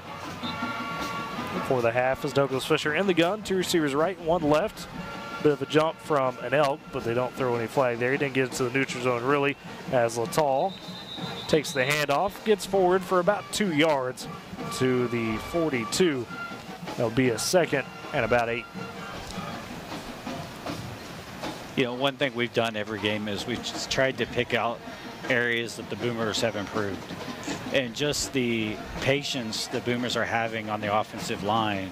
You know, yeah, they did have a flag thrown for a false start earlier, but, you know, overall, the patience on the front line, you know, they're doing a great job of staying in there and waiting until it's their time to jump. 2nd and 8, going with the quick pass are the Boomers. Moore again on the slant, a tough catch, a little bit behind him. Colt Moore, though, hauls it in for a Boomer first down into Elk City territory at the 46. That's about 4 yards after he got tackled. It's also something we don't talk about. He makes some Some tough catches all the time that we don't really talk about all that often. That's not an easy catch right there at all. No, that ball was a bit behind him, a bit lower, and still hold it in with the defender on him. So 1st and 10 for Woodward at the 46. Now whistle and a timeout taken by Elk City, and Coach Maynard, their second half, had a little bit, looks like, of a miscommunication trying to run a player on late, so they burned the timeout to save a potential penalty. Western Drug, visit them 1021 Oklahoma Avenue in Woodward. They've got a friendly and caring staff and a drive-through window that is very convenient. Always excellent service as well. Call 580-256-5586. Western Drug powering Boomer Sports this season. Well, you know, we've talked about Colt and, you know, how, you know, what he can do on the basketball court and what he can do on the track, you know, but in those tough passes, that's what makes him great in a transition offense, you know, is if you have Colt going down the floor, your pass doesn't have to be perfect. He's gonna go up and make sure he can get a hold of it. Obviously, you want to hit him in stride. He's got great hands on the basketball floor as well, and so. This will be 1st and 10 for Woodward after the timeout at the Elk City 46. 2:14 remain in the half. Woodward trailing 22-6, trying to close the sane within a score again as Douglas Fisher in the gun. 2 receivers left, 1 right, as well as the tight end. Back to pass. Going for the screen play down to Lataw. Caught at about the 50. Try to make a man miss, and it's a good open field tackle by Colin Church to take down Lataw for a short gain of just 1. Timeout Boomers. And a timeout taken by Wood. Lataw had a lot of, that's a good tackle right there. Lataw might have been able to take that thing all the way if he doesn't get that tackle. One of those key seniors we talked about, Church, for that linebacker spot. We knew that was kind of the strength of this Elk City defense. And for the most part, though, after the first few drives we saw on that last drive, you're able to kind of get them running around a little bit. You could expose some holes. Yeah, I think this is, you know, we've kind of talked a little bit about, you know, this Boomer coaching staff there, and it shows in the way they play. Very, very defensively minded, you know, and how strong the defense is. You know, Coach Harvey, you know, he's a defensive guy, but he's learning how to call plays. You know, and I think tonight has been one of his best jobs calling plays to kind of keep it balanced and keeping the defense off guard. We've seen them to that point run that little dive play on first down 3 or 4 times. Though what happened, they finally said, okay, we're going to hit you with the pull and go with the quick slant to build off that dive, and it's built positive results. 2nd and 9 for Woodward at the Elk City 45. As Douglas Fisher will be in the shotgun. Lataw flanking, 1 receiver to the right, 2 to the left. Lataw goes in motion out of the backfield. Douglas Fisher looking for the one-on-one to Colt Moore. That one, though, way off the target. It looked like that kind of slipped out of the hands of Douglas Fisher, though, as he tried to throw it. So that'd be an incompletion, bring up 3rd and 9. That one was just off the mark. Yeah, I think that was one of those situations where Colt went to the inside. You know, I think Ryan, after he threw it, recognized that he threw it to the outside, and Colt wasn't able to, because of the defender being right there, he wasn't able to make the adjustment he needed to make. So 3rd and 9 for Douglas Fisher will be in the gun. Trips to the left as well as a tight end. 1 receiver right. Back to pass yet again. Looking to that left side. Under some pressure. And there's going to be a holding on the tight end, Austin Rowland, as Douglas Fisher floats that one deep. Almost intercepted by Graff off the tip. All the way to the 10. It is coming back. There was a clear hold by Austin Rowland, unfortunately, underneath. And it will bring it back. Well, this could be because it looked like the defender had him wrapped up, and I think what happened was Austin reached around and grabbed him from behind as he was about to get thrown down. It wasn't necessarily a desperation move by Rowland. It's just bad timing. Bad timing. I see what you saw, but as soon as Austin grabbed from behind, they threw the flag. Yeah.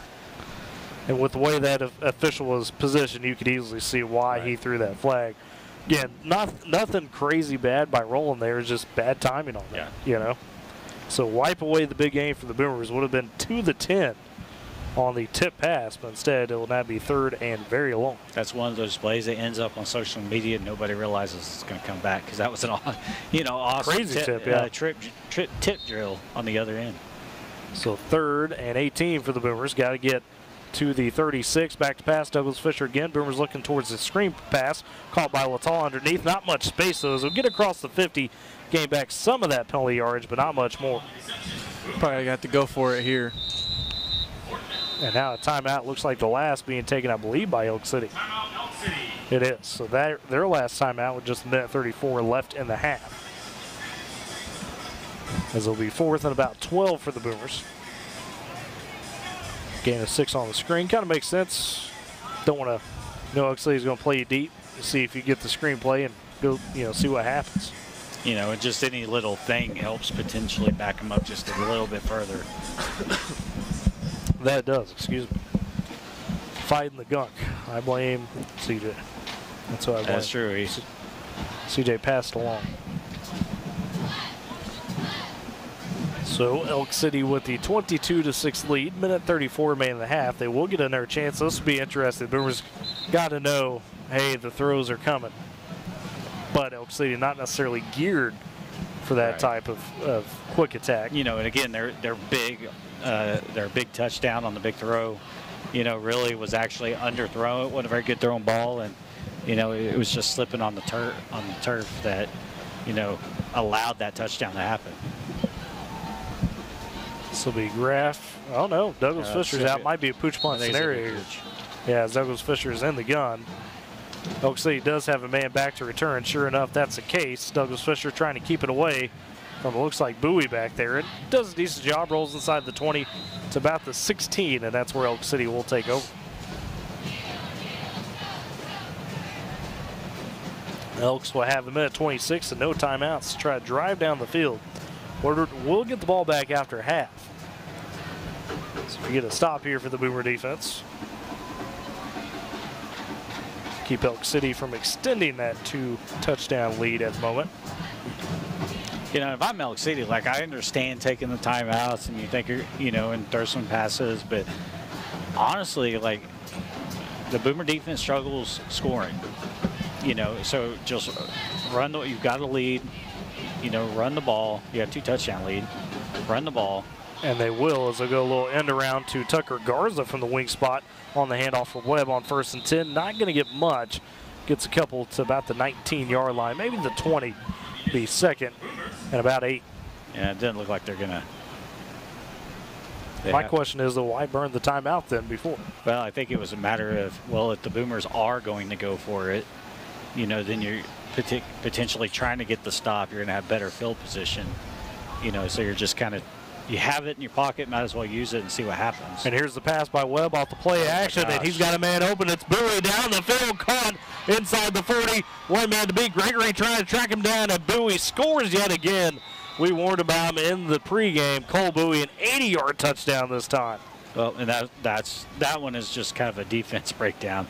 I think it was that the Boomers got lulled to sleep. They had that thought process I had was, well, now they're just going to run it. Yeah. But that's kind of like I said earlier in the first quarter. You got to be ready for them to try to go over the top or screen pass or something like that. And Bowie's got jets. I mean, I put him right there in a race with Colt Bohr, and it would be a pretty close one, I think. Be interested to go see if they ran any track meets against Lake. That'd be a good question. I wonder if he was at state. Has Webb under center. Trio backs for the 2-point conversion. They'll hand off to Wynn. Wynn able to get in for the 2-point up the middle. Makes it 30-6 now in favor of the Elks. 2-play, 82-yard drive for Elk City.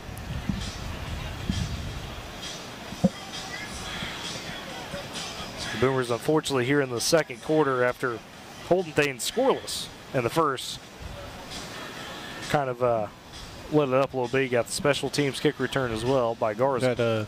You had 3 one-play, essentially touchdowns, which those big plays. And again, we talked about 2 of those are kind of it was a bad snap that ultimately led to the poor punt. Sure.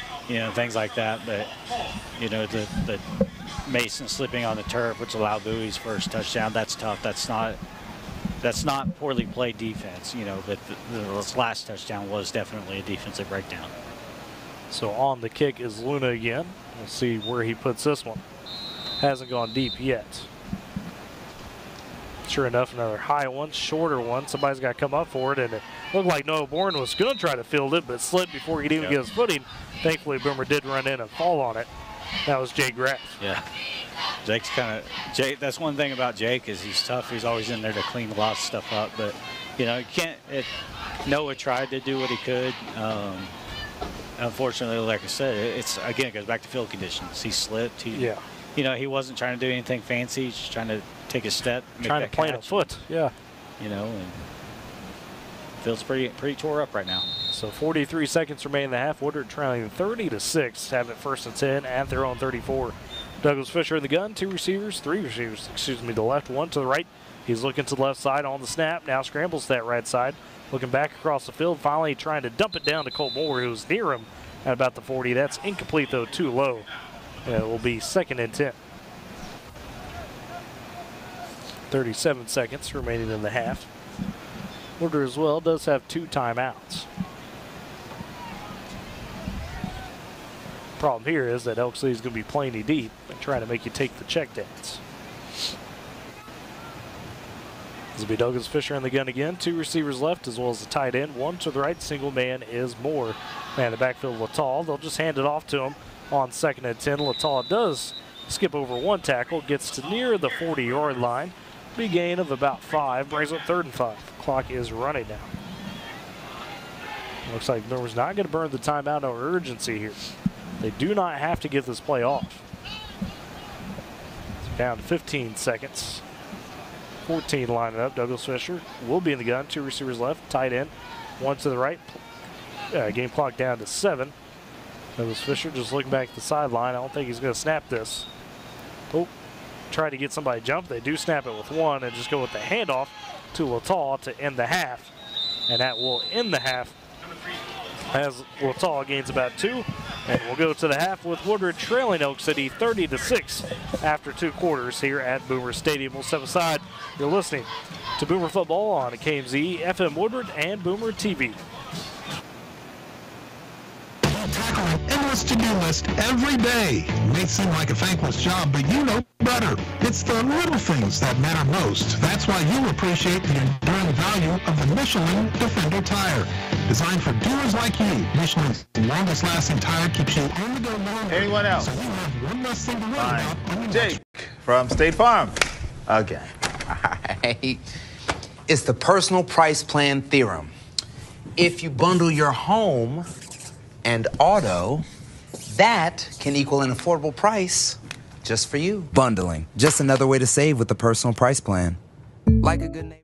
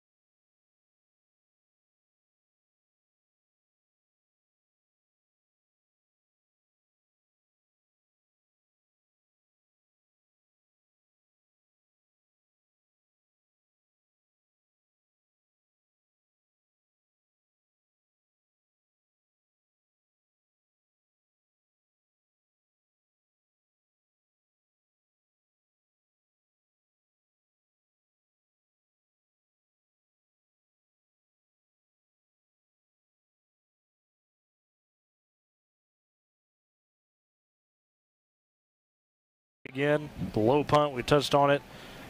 Garza just, Johnny on the spot, realized it, feel it. He takes it 50 yards for the touchdown. Failed 2-point conversion there, and Elk City quickly was up 14-0 at that point. Woodward would respond, though.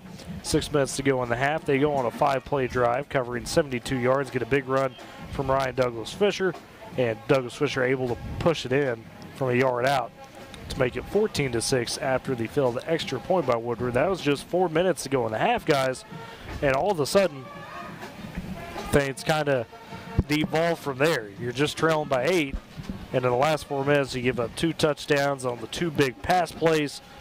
Logan Webb able to find Cole Bowie on a 50-yard touchdown pass after Woodward drive stalls out. Elk City gets it back with just over a minute remaining in the half. And this time it's a 2-play drive, an 80-yard touchdown pass from Webb to Bowie. And that's how we get to 30-6 in this half. And Ely, I mean, unfortunately we've seen that at times where things are looking all right. You're in the game, and then a couple of big plays, and it changes in a hurry. Yeah, I mean, after the first quarter, we've seen just like defensive stop after defensive stop after defensive stop. And that's kind of what we expect, coming into this type of game, with the weather. The field's not in the perfect conditions. It's muddy. Everybody's slipping. A 0-0 first quarter is almost what you'd expect. You think this is heading for, 14-7, 7-0, something like that. A fast first quarter, like Eric said, like 19 minutes. You kind of feel like you have the scheme of the game, figured out, and then Elk City comes in, puts in 30 points in the second quarter. Granted, some of those were like the pass where our defender slipped, underthrown. That's kind of lucky. Yeah. I mean, and then the punt return for the touchdown. But as a Boomer defense, you still can't let that up. I mean, but 30-6. I don't know if that's kind of what the game says to you. Right. Yeah. But yeah, it's got some unlucky events. Not the way the game has gone, truly, if you look at that scoreboard. No doubt about it. And that was going to be, that's kind of my, my expert analysis. But no, that's kind of how I felt. It's like, overall, it doesn't feel like the Boomers have played a bad half. And again, even the things that they, like the defensive breakdown on the second movie touchdown, even in stuff like that, it's, the defense is still doing their job. They just gave up they gave up a big play. Right. If the Boomers could figure out, and it's been like this in multiple games this year, they could figure out how to stop that big play. That would change a lot for the Boomers. Definitely got to be able to clamp that down. That first half recap, powered by High Plains Tire. Visit High Plains Tire, 2220 Main Street in Woodward is where your dollar goes further. High Plains Tire, powering Boomer sports throughout the season, as they have done for many years. 30-6 at the half. Elk City on top of Woodward. We'll step aside for a break, come back, look at what's going on around Northwest Oklahoma as some big district races going down tonight. So you're listening to Boomer Football on Z92 and Boomer TV. Every family has a story filled with chapters of love, laughter, and dreams for the future. But what if one day you're not there to help write the next chapter? Life is unpredictable, but your love for your family shouldn't be. With State Farm Life Insurance, Gwen Matthews and Woodward can help ensure your story continues, even when we're not there to turn the page. Protect the chapters yet to come. Talk to Gwen Matthews, because your story deserves to be told.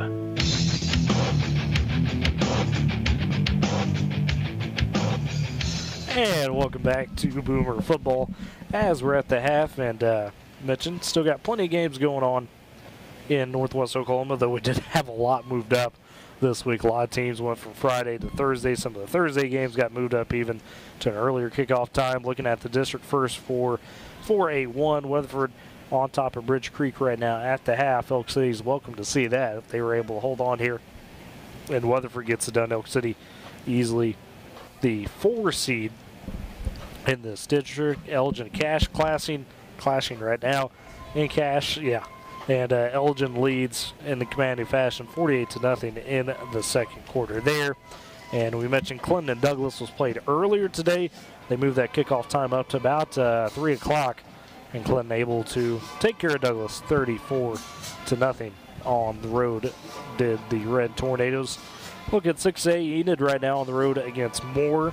Try and deal with a really good Moore team. Moore on top, 28-0 at the half in that one. Stillwater, if I could get to 6A2 here, if it'll allow me. Okay, maybe it won't. See what. Oh, give me to 5A. Just won't go for 6A2. There we go. Stillwater, they're at Southmore, and the Pioneers rolling big time, 44-0 in the second quarter. Stillwater leads in that one. What else we got, Eric, in some of the smaller classes? I tried to look at 3A1 for Chisholm, see what they did. There's no score posted on that. Okay. Alva Newkirk last night. Alva just put all over Newkirk, 47-0 up there at Ranger Field. Hennessy 48-21 over Cassidy. Looks like that game was last night as well. It was, yes. So that's pretty much our area 2A2 teams. Looking at Class A Division I, Fairview last night, they played a pretty good Cashton team, and Fairview playing angry right now. 63-18, Fairview rolled cash into that one in Fairview. Watonga, hey, talk about former Rangers, Matt Walters over at Watonga now, the head coach there. He helps them break a 28-game losing streak. They get their first win last night against Merritt, 28-6. You know, throughout the season, it looked like there was a couple times where they were going to be able to do it. You know, and that kind of goes back to when you're changing the culture. It's going to take some time. You're going to have games you think you're going to win, you're going to lose, and it's a great job by Walters there. See, I make it. I didn't even. Man. See, Man, the Nelsons got me, man. They got me. They got me, man. I'm telling you, the Nelsons. And some hot chocolate, Eric. See, you got me. No, he doesn't need anything now. He's good. He's already been eating. He's fine. He's fine. Ely's the odd man out, but he's got to get the he's got to get the street credit. So shout out to Nelsons. There we go. See, Misty's got me. I'm telling you. Love having awesome parents listening. Yes, and they are some good parents. Got kids all throughout the program at the high school level. The youth teams, we talked about them. You heard Coach Gordon talk about congrats to them on the 5th and 6th winning that Pee Wee championship. Undefeated season, by the way. Some good things coming there. The 3rd and 4th grade, not undefeated, didn't win the championship, but had a good run to the semifinals and did some exciting things there. So as we're getting back to the scores, Sayre Hinton clashing right now in Class A Division I. Hinton on top 20-8 in that one at the moment. And Eric, what do we got? Oh, Hooker also up on Crescent, 20-0 at the half. What do we got? Okay, I got A2 here. Texoma Goodwell to make a long trip to Apache. That is a long trip to, if you think about it. They headed to Apache and they're up 20-12 at halftime over Apache. Thomas is at Moreland. Thomas got a big win last week. You know, they're at Moreland. Moreland is up 16-14 on the Thomas Terriers. And Eric, I got to touch on that a bit because our friends there at Interline Field, the Bearcats, they're a 7-2 team right now. They are on the outside looking in the playoffs. They're the 5th seed right now in that district, despite being 4-2 in district play. Because you mentioned the Thomas win. Thomas unseeded, undefeated Mangum last week in the thriller, 47-46. Moreland themselves have lost to Mangum and Texoma. Thomas's only loss on the season was to Apache. And so you've got 5 teams that are 4-2 or better in that district coming into tonight. Beat each other up. It's crazy. They beat each other up. So the scenario there, Moreland needs to win tonight, which they're leading 16-14 at the half over a good Thomas team. And they need Texoma to win. That way Apache's kicked out. Should Apache win and Moreland win, Moreland's out because they lose the head-to-head there. So right now everything's working out for the Bearcats. Or excuse me, I apologize. If they win, it forces district points is what it is, because then that would be a tie between Thomas, Texoma, and Moreland. That's why you get paid the big bucks, Tyler. Yes, so it might be that. And that means Mangum sitting at home. Well, I say sitting at home. They're playing Carnegie. They're leading 14-0 there. Carnegie not great. Mangum is rooting for Moreland because should they unseat Thomas, Mangum wins the district championship. So it's a bit of a miss in A2 Division I. It's always fun when you get to week 10 and you got all these scenarios. Yes, week 11, Eric. We have the 0 week. That's true. This is a week. It's still technically called. It's week 10, but it's week 11. All right, so we're gonna jump down to B1 now. Turpin is hosting Pond Creek Hunter. Is that today? It's already 40. It still says starting, and it's 42-6. So. It is today, yes. So Pond Creek Hunters at Turpin. Turpin's winning 42-6. Laverne is putting it on Pioneer Pleasantville. Unfortunately, it's one of those games where when you're watching an 8-man game, you want it to end. And Laverne's got a 44-point lead at halftime. They don't get to that 45. It's 52-8. We'll see Garber 50-0 over OBA today. Let's see here. And that looks like all for B1 for us. It's good. We got B2. You got B2? You got it. I'm trying to nosh some nachos. All right. I'll let you eat since I've already eaten. Let's look at B2. Let's see, Shattuck and Boise City. Or is it Shattuck and Okeen? Man, this is all messed up here. So I could tell. I think Excuse me, Colorado Colorado. So it's Shattuck, Boise City. Unfortunately, because of snow. No, because so an odd situation here. Shattuck and Boise City was supposed to play tonight in Boise City, and it did not get postponed because of the snow. It's because the officials were actually in Springfield, Colorado. So they got snowed in. The officials so that has been postponed till tomorrow afternoon. Okay, so yesterday Canton was at Sealing. Sealing took care of the Tigers 48-0. Cherokee Wacomas, they played a little bit earlier, if I remember right. Or is that was last night, excuse me. They played last night. Wacomas beat Cherokee 32-22 in Wacomas. O'Keene beat Ringwood. And I believe that was probably a forfeit because it says 15-0. That was indeed a forfeit, so assuming that Ringwood forfeited. Yes. Supposed to play last night. And so I think that was all for B2. And you can continue eating. No, we're good now. The chocolate, the hot chocolate's probably the best thing because I've been dealing with the scratchy throat. So, anyways, Class C, some good matchups. Winoka trying to finish off strong before going into the playoffs. They're taking on Buffalo. They lead 44-0 in the second quarter. This one happened last night's Florida District title, a big clash. Tyrone Timberlake. Timberlake rolls an undefeated regular season 52-18 over Tyrone. Medford, they blanked South Coffeyville last night, 56-0 in that one. Balco Forgan last night defeated Sharon Mutual 28-7. And Gary right now leads Corn Bible 24-12.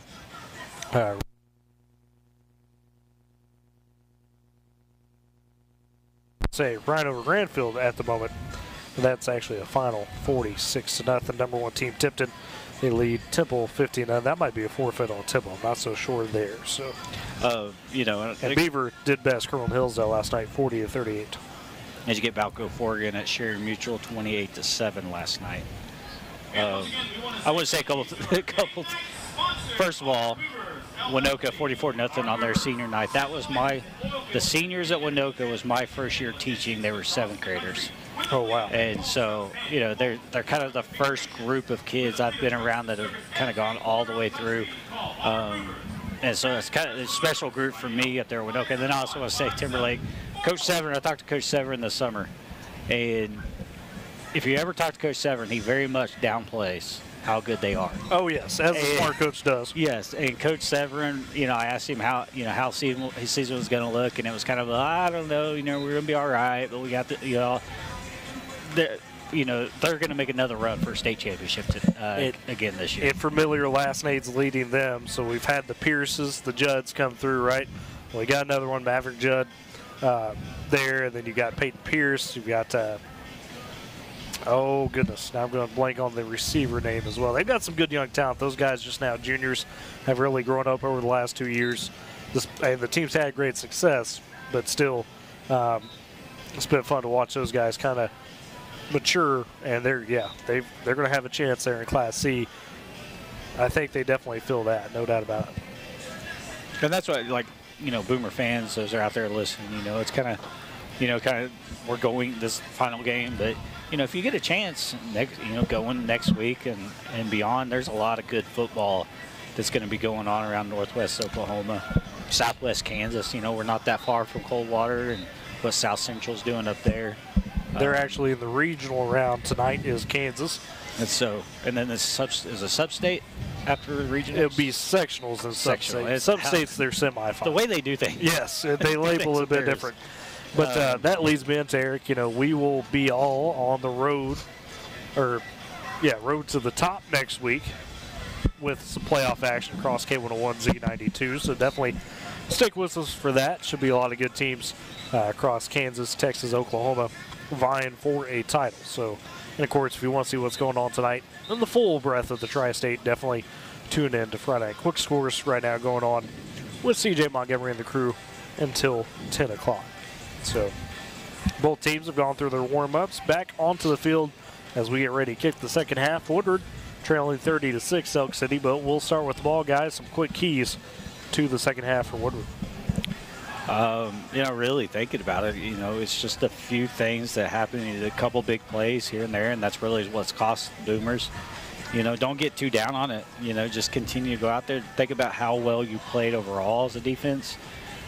Go out there and do what you can to give your offense opportunities. And offensively, this is, you know, not our best offensive game, but, you know, again, we're starting to see a little bit more consistency on the offensive side of the ball. Ely, what about you? I would say for these seniors, just have fun.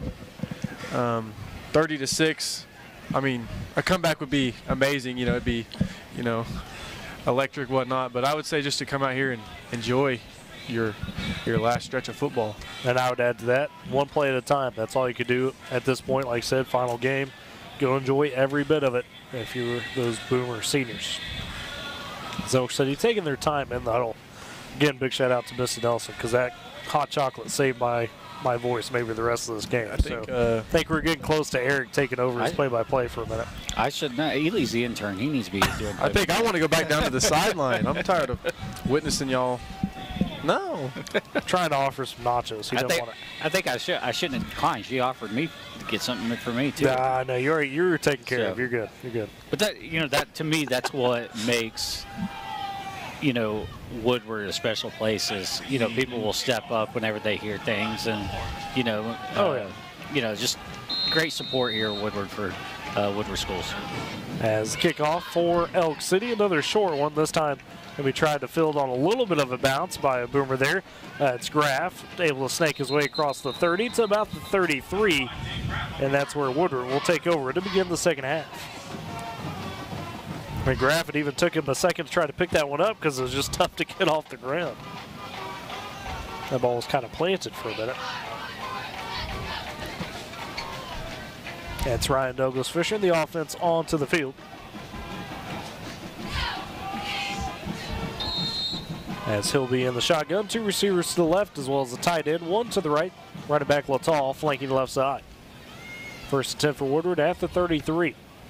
First play, offensive play of the third quarter. It's a handoff to Latal at the gut. The ball comes out as Latal is trying to break a tackle, and Elk City right there to fall on it. Who else? Tucker Garza is kind of going his way tonight. Yeah, unfortunately, I think whoever had the lead block, I couldn't quite tell who it was for Cooper. Somebody was able to kind of get him driven back a little bit, knocked him into Cooper. And I didn't see when the ball started coming out, but I think that was probably the moment that the ball started slipping out for Cooper. Yeah, and it just kind of popped out quick, and with the slick conditions, what else can you do? So Elk City gets the quick turnover. And it's not just the field conditions itself. There's enough moisture in the air that you know that ball still get moisture. So it's Webb under center for Elk City, one receiver right side. Church, the tight end, goes in motion to the left. Trio backs down behind Webb. They fake the run, try to go with the quick patch to Church, and that one just over his head, incomplete. Had some space, but couldn't get it. Yeah, that's the type of play that I had in my head when I said that in the first quarter. Of you got to be watching for that kind of quick hit on that going up the field like that. It's not going to be anything flashy, but when you're so focused on, you know, stopping the run, that they're going to be able to slip somebody through like that. So it'll be 2nd and 10, and yeah, you got to watch for them building off, you know, that run game like you're mentioning. As Webb under center, trio backs, again, tight end motion is Church. One receiver to the right side is Bowie. As Webb goes with the handoff to Wynn, gets a good hole up the middle, gets across the 30, down to about the 25-yard line before he's taken down. And it's a first down for Elk City, a gain of 14. Nothing flashy, but Wynn just able to find the hole and hit it. Yeah, I kind of feel like the Boomer defense fell into that lull a little bit where you're not prepared to go out there so quick. You know, and right off the bat, you're having to jump back out there, and you know now they've got to kind of catch themselves. 1st and 10 again. Garza this time on the handoff. Not much space, trying to drag the pile, but he'll be woed up for only a gain of a yard to the 24. Bowen Morton, Levi Harris, there's a bunch of guys in on that tackle. Great job by the Boomers to, you know, not allow him to get more than a yard. Let's make it 2nd and 9, 11 minutes to go in the third quarter. Elk City with the 30-6 lead. They're trying to drive after the Boomer fumble. Webb under center. Receiver right side as well as a tight end now motion on the right side. The trio of down backs behind him. a pitch. They'll go with Garza, looking to the right side. Garza one-on-one. Boomer able to make a tackle, but Garza's still falling forward essentially for a nice gain. I think that was, Colin Bourne. Oh, and we got a late flag coming, 2 late flags. Things must have got real chippy at the bottom of the pile. Elk City. I heard Elk City yelling kind of first, and so I think it probably might go against the Boomers. I don't know, an Elk City player is over on the sideline with his head or his helmet ripped off. He's frustrated. Could be all sittings here as well. His personal foul against Woodward and a personal foul against Elk City, so that will offset. Personal foul on both teams on their penalties offset. So it will be a 3rd and 4 after the All City penalties. Gain of 5 on the run by Garza. So things get a bit chippy there. And both teams playing with passion. Woodward, senior night, trying to go out on a high note. Elk City trying to make sure they secure that 4 spot. They don't know right now what's going on in that game with Bridge Creek. They aren't privy to that. So. Yeah, but, both teams, have stuff to play for, even though the Boomers aren't playing for a playoff spot or anything like that. They're still trying to senior night, trying to get that win. So 3rd and 4. Webb under center, another handoff to Garza, trying to skate up the middle yet again. Did he drag the pile enough for the first? It's going to be pretty close. If it's on the near side official spots, the first down, I think they do give it to him. As he needed the 15, looks like he just got enough. And that is the case. So they give him the 1st and 10 on the 4-yard run. So Elk City now at the Boomer 15. 10:25 in the 3rd quarter. As Webb goes under center. Receiver right side, tight end motioning to the left is Church. Trio of down backs. Another handoff, this time to Wynn. Not much there. Bowen Morton able to blow him up in the backfield and get some help to finish that one off. Yeah, Bowen Morton, Casey Boren came flying in there. Salem Flores, I think, got involved as well. Yeah, I think I even saw, I thought I saw a 55. Maybe it was Noah Boren, 25 that I saw. Could have been. So 2nd and 11 for Elk City. Say a loss of 1 on the play. Webb under center, trio backs, receiver right side. They'll go with the quick pitch to Win on the right side, looking for the edge, skates back into the hole and able to get a nice gain on 2nd down as he gets inside the 10 to the 9-yard line. Not the first, but it'll be a gain of 7. Make it 3rd and short.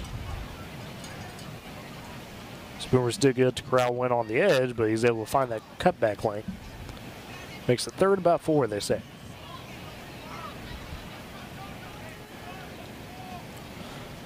.10 remaining in the 3rd quarter. Elk City with the lead, 30-6.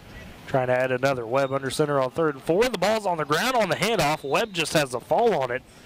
Looked like the running back wasn't even ready for the handoff. So it'll be a loss on the play, backing Elk City up to the 12-yard line. Loss of 3. Yeah, I'm sitting here looking at field. We talked about field conditions, and obviously it's slick and things like that. But I kind of anticipated it to be a little bit more torn up than it is, and I think a lot of that goes to Zach Warner, who takes care of the fields and stuff like that. I think he's done a great job of, making this field, the turf's thick enough that it can survive some of this, survive all the moisture.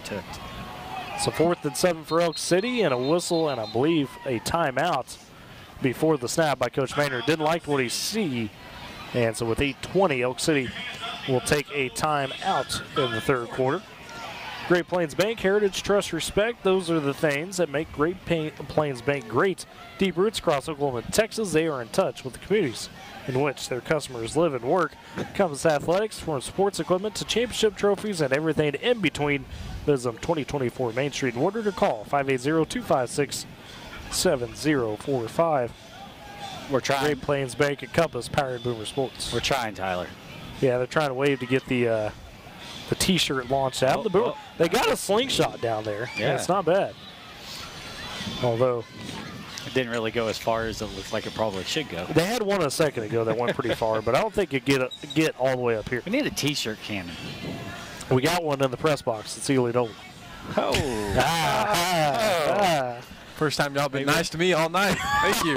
Maybe that's not true. T-shirt pistol or something. But Okay. T-shirt water gun. All right, 4th and 7.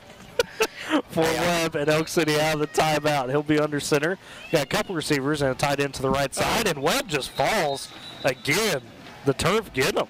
He was trying to back out and roll out. It'll just be a quick turnover on downs for Elk City. I think he may have got tripped up on his center. Oh, man, yeah, that's a good point. Took a step back. I think that's where he, but again, with the turf, when you start to slip, you just, there's nothing to grab a hold of to keep yourself upright. So I'm just going to say I've got a noisy cricket, from Men in Black, if you've ever seen the original Men in Black. You guys are too young for that. Are you kidding me? I grew up with that movie. What are you talking about? Jeez. Ely's the young buck. I was in middle school when that came out. You're just like too old for everything, so. Whew. So it's a Pioneer defensive stand by the Boomers. As will be Douglas Fisher taking over 1st and 10 at his own 15.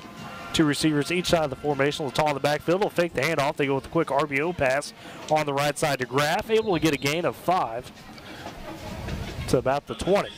So we go with the quick RPO. I like that.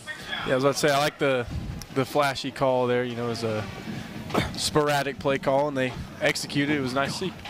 I'm trying to ruin our equipment by knocking a Coke over, or root beer. Or make my root beer go flat. That's what I'm more worried about. We're tired of watching you eat everything, have these nice drinks. I'm glad he knocked it over. Wow. 2nd and 5 for Woodward, as it'll be Douglas Fisher in the gun. 2 receivers right, 1 left. Man in the backfield, Latal. They'll hand it to him this time. Gets a bit of a hole up the gut. Has the first down across the 25. Trying to fight for more and finally plugged up. Looks like about the 28-yard line, but not before a first down. But kind of piggybacking off of what, he was, what Ely was, this guy over here, I can remember his name for a second. What Ely was saying as far as something a little bit more flashy, and I talked about what Coach Harvey earlier in the game. This feels like one of the best called games, he's put out there this year, and that's another step.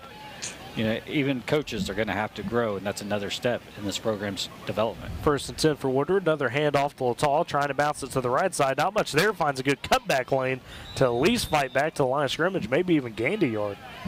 So that was despite being swamped in the backfield. I don't think the fans liked the way Garza got up from getting that tackle. So a gain of 1, 7:15 remaining 3rd quarter. Woodward trailing 30-6, but trying to drive at their own 29, entering the 4th play of the drive. Garza's jersey from up here kind of looks gray from the Yeah, mud. it's pretty dirty.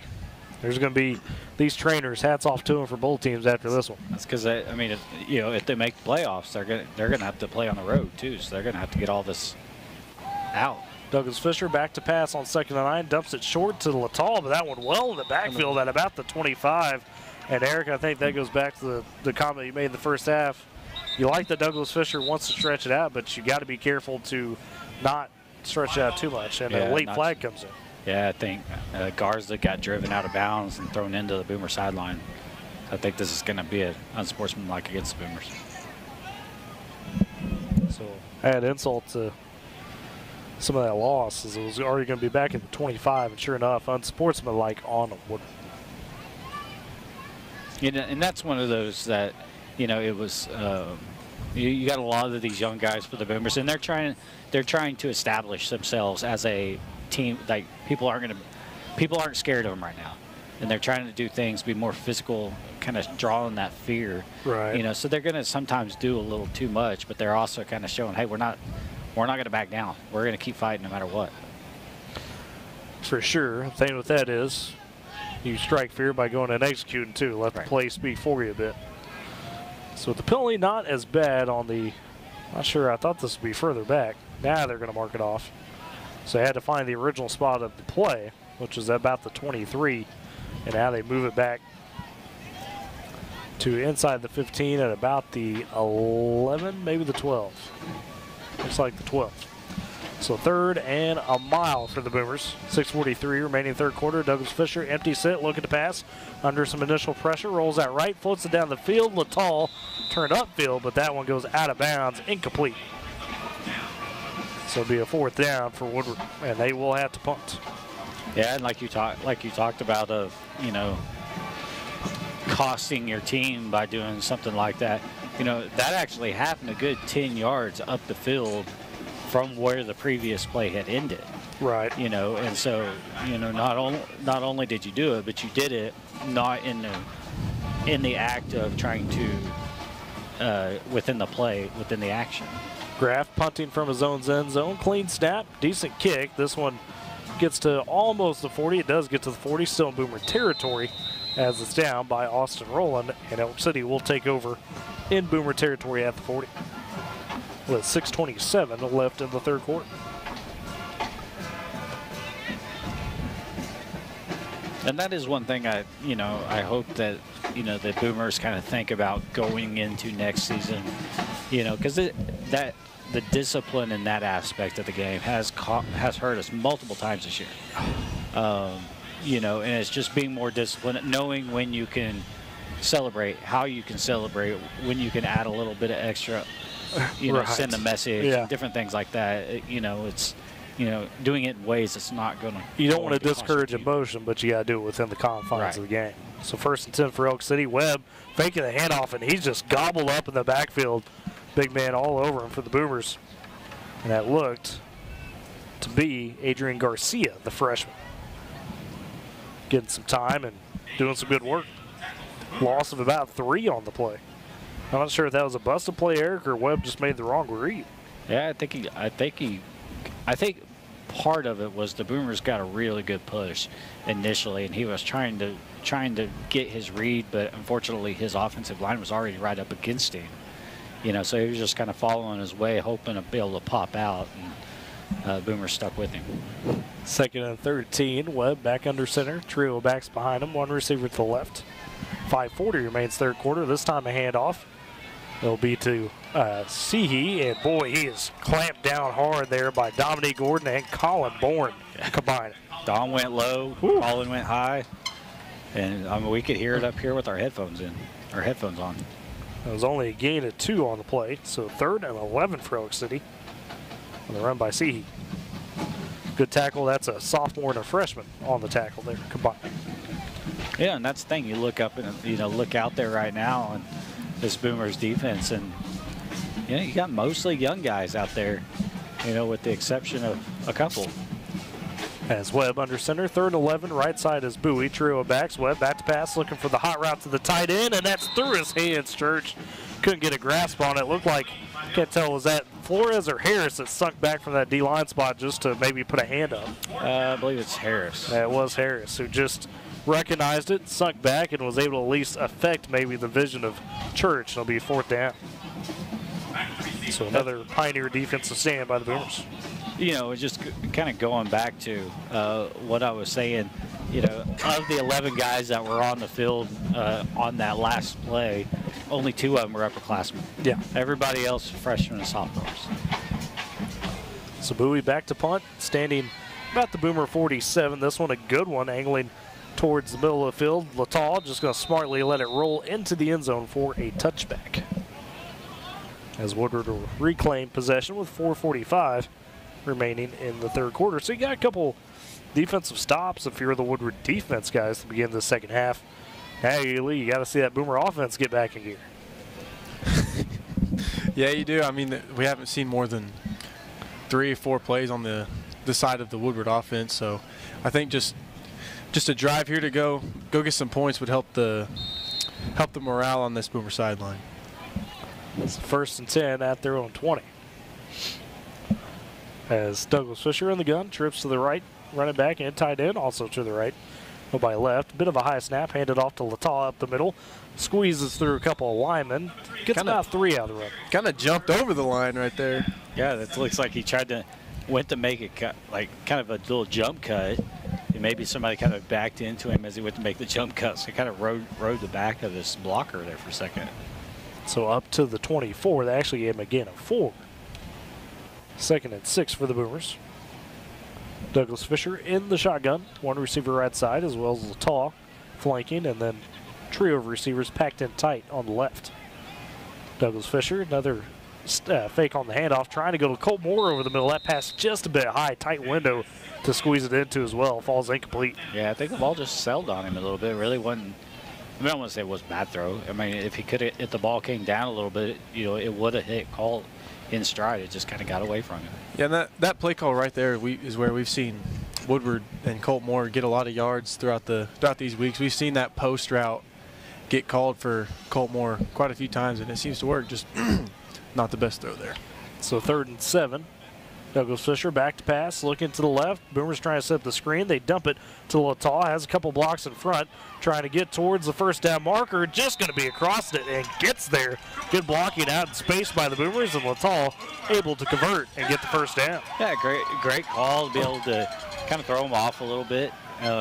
There's been multiple times where you've got Ryan, running out and trying to make something happen, and I think that's kind of what Elk City had in head. They didn't see Cooper kind of slip in there, dumped it in there for him, but also great job by Cooper, not trying to do too much. He looked like he had a potential hole, but I think if he would have taken it, he wouldn't have been able to pick up the first down. He just took what he could get. So 1st and 10 at their own 32 for Woodward. Douglas Fisher rolling out on the fake to the right side under some pressure, just trying to throw it downfield. Ooh, Garza gets a hand on it. Jay Graff in the area.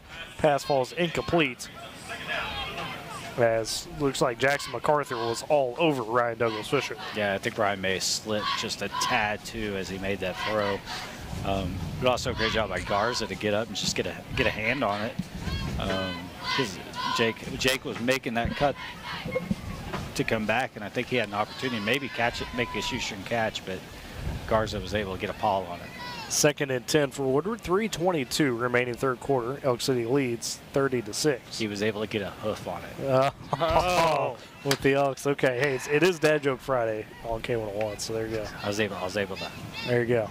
All right, handoff on 2nd and 10 as Lataw, not much there, and just going to lose a yard. That time Elk City able to get in quick. Dad Joke Friday. Are they called hoofs? It's Eric Joke Friday then. That's right. I'm not going to say that one. That would have been too mean. Could have said Eric's a joke every day, but I don't believe that. I don't believe that. Eric's a good guy. We can't. That's not fair. That was just rude. That's why I didn't want to, but. Unbelievable. Yeah, I got to let the thoughts out. Well, looks like you may be finding a new partner next week for playoffs. 3rd and 11 for Woodward at their own 31. Got to get to the 42 to convert, and now flag.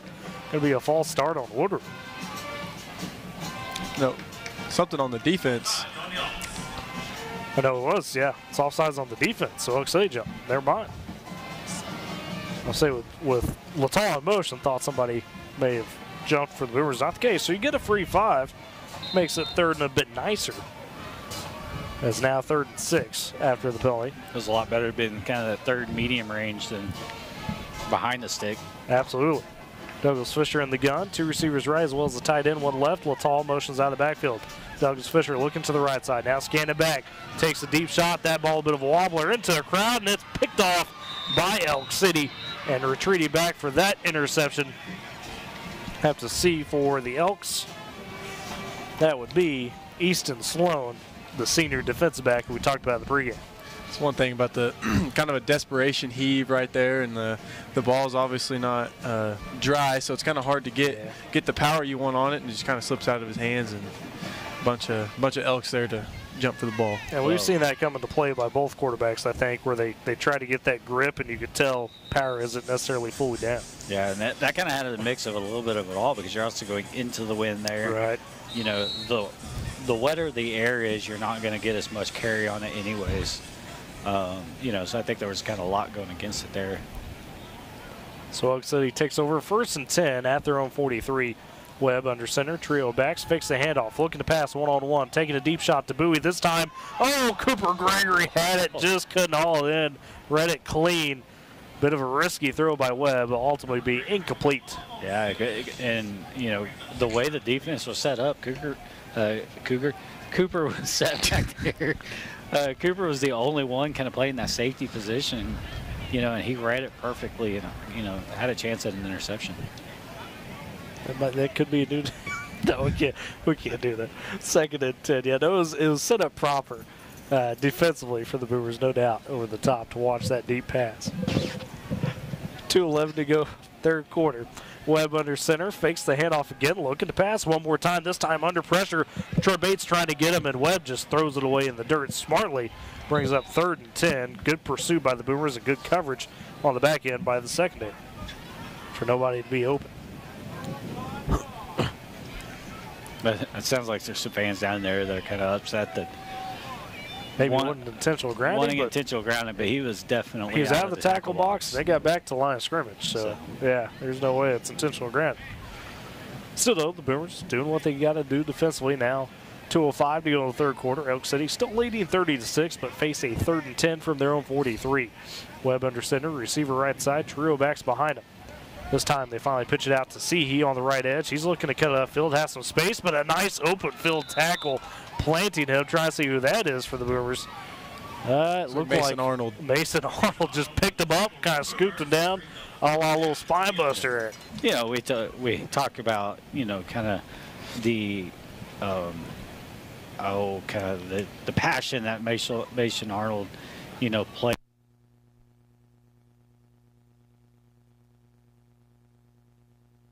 How strong he is and the way he plays. He was able to make a big solo tackle. So 4th down for Elk City. Right now lining up to go for it. Play clock, though, down to 8. Minute 20 to go in the third quarter. And this might be a case where Coach Maynard just trying to run it all the way down. He does. And he takes the timeout although there's no official signal, and instead they go with the flag. So Maynard just let it run out. Well, just kind of give it a little bit more to back it up and have something to punt. Think so. But it's interesting they don't mind giving them that field position, but right now I think just trying to take the clock is what it is. So it'll be a 5-yard delay game, and Elk City makes it 4th and 9, will punt. Littall deep to return inside his own 20, or lined up at about his own 20 on the right hash, or the far hash to us. As Bowie will be back to return, or back to punt, excuse me. Looks like a max protect here by Elk City as well. Bit of a low snap. Bowie, though, able to get it off. That one off the side of his foot. Not a great punt. Takes a good bounce, probably the best bounce we've seen on kick all night. Inside the 35 to the 31. So Woodward will take over at their own 31. After another Pioneer defensive stand, though, 44 seconds remains in the third quarter.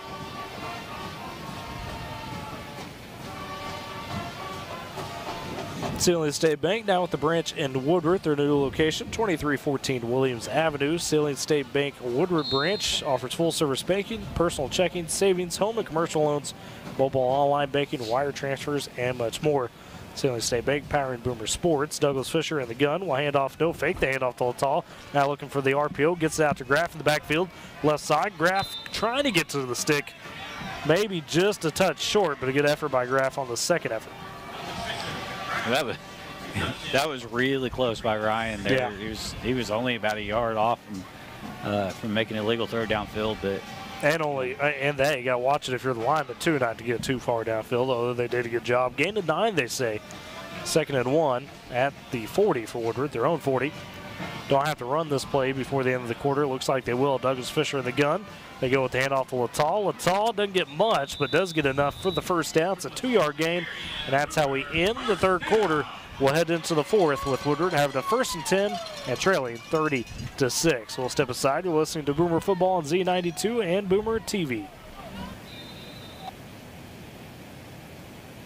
Are you looking for a bank that understands your needs and works as hard as you do? Welcome to Bank of Western Oklahoma, proudly serving our area since 1908, offering free checking with no monthly fees and convenient mobile banking. Whether you're in Cordell, Elk City, Weatherford. I'm Jake from State Farm again. Right. It's the personal price plan theorem. If you bundle your home and auto, that can equal an affordable price just for you. Bundling, just another way to save with the personal price plan. Like a good neighbor. There's nothing like being from Western Oklahoma. It's family and community. It's spring storms and winter wheat. It's fall football and summer baseball. And there's one bank that really understands our area. Bank of Western Oklahoma. We've been locally owned from the beginning, and we still are. When you need a bank that understands your unique life, choose Bank of Western Oklahoma.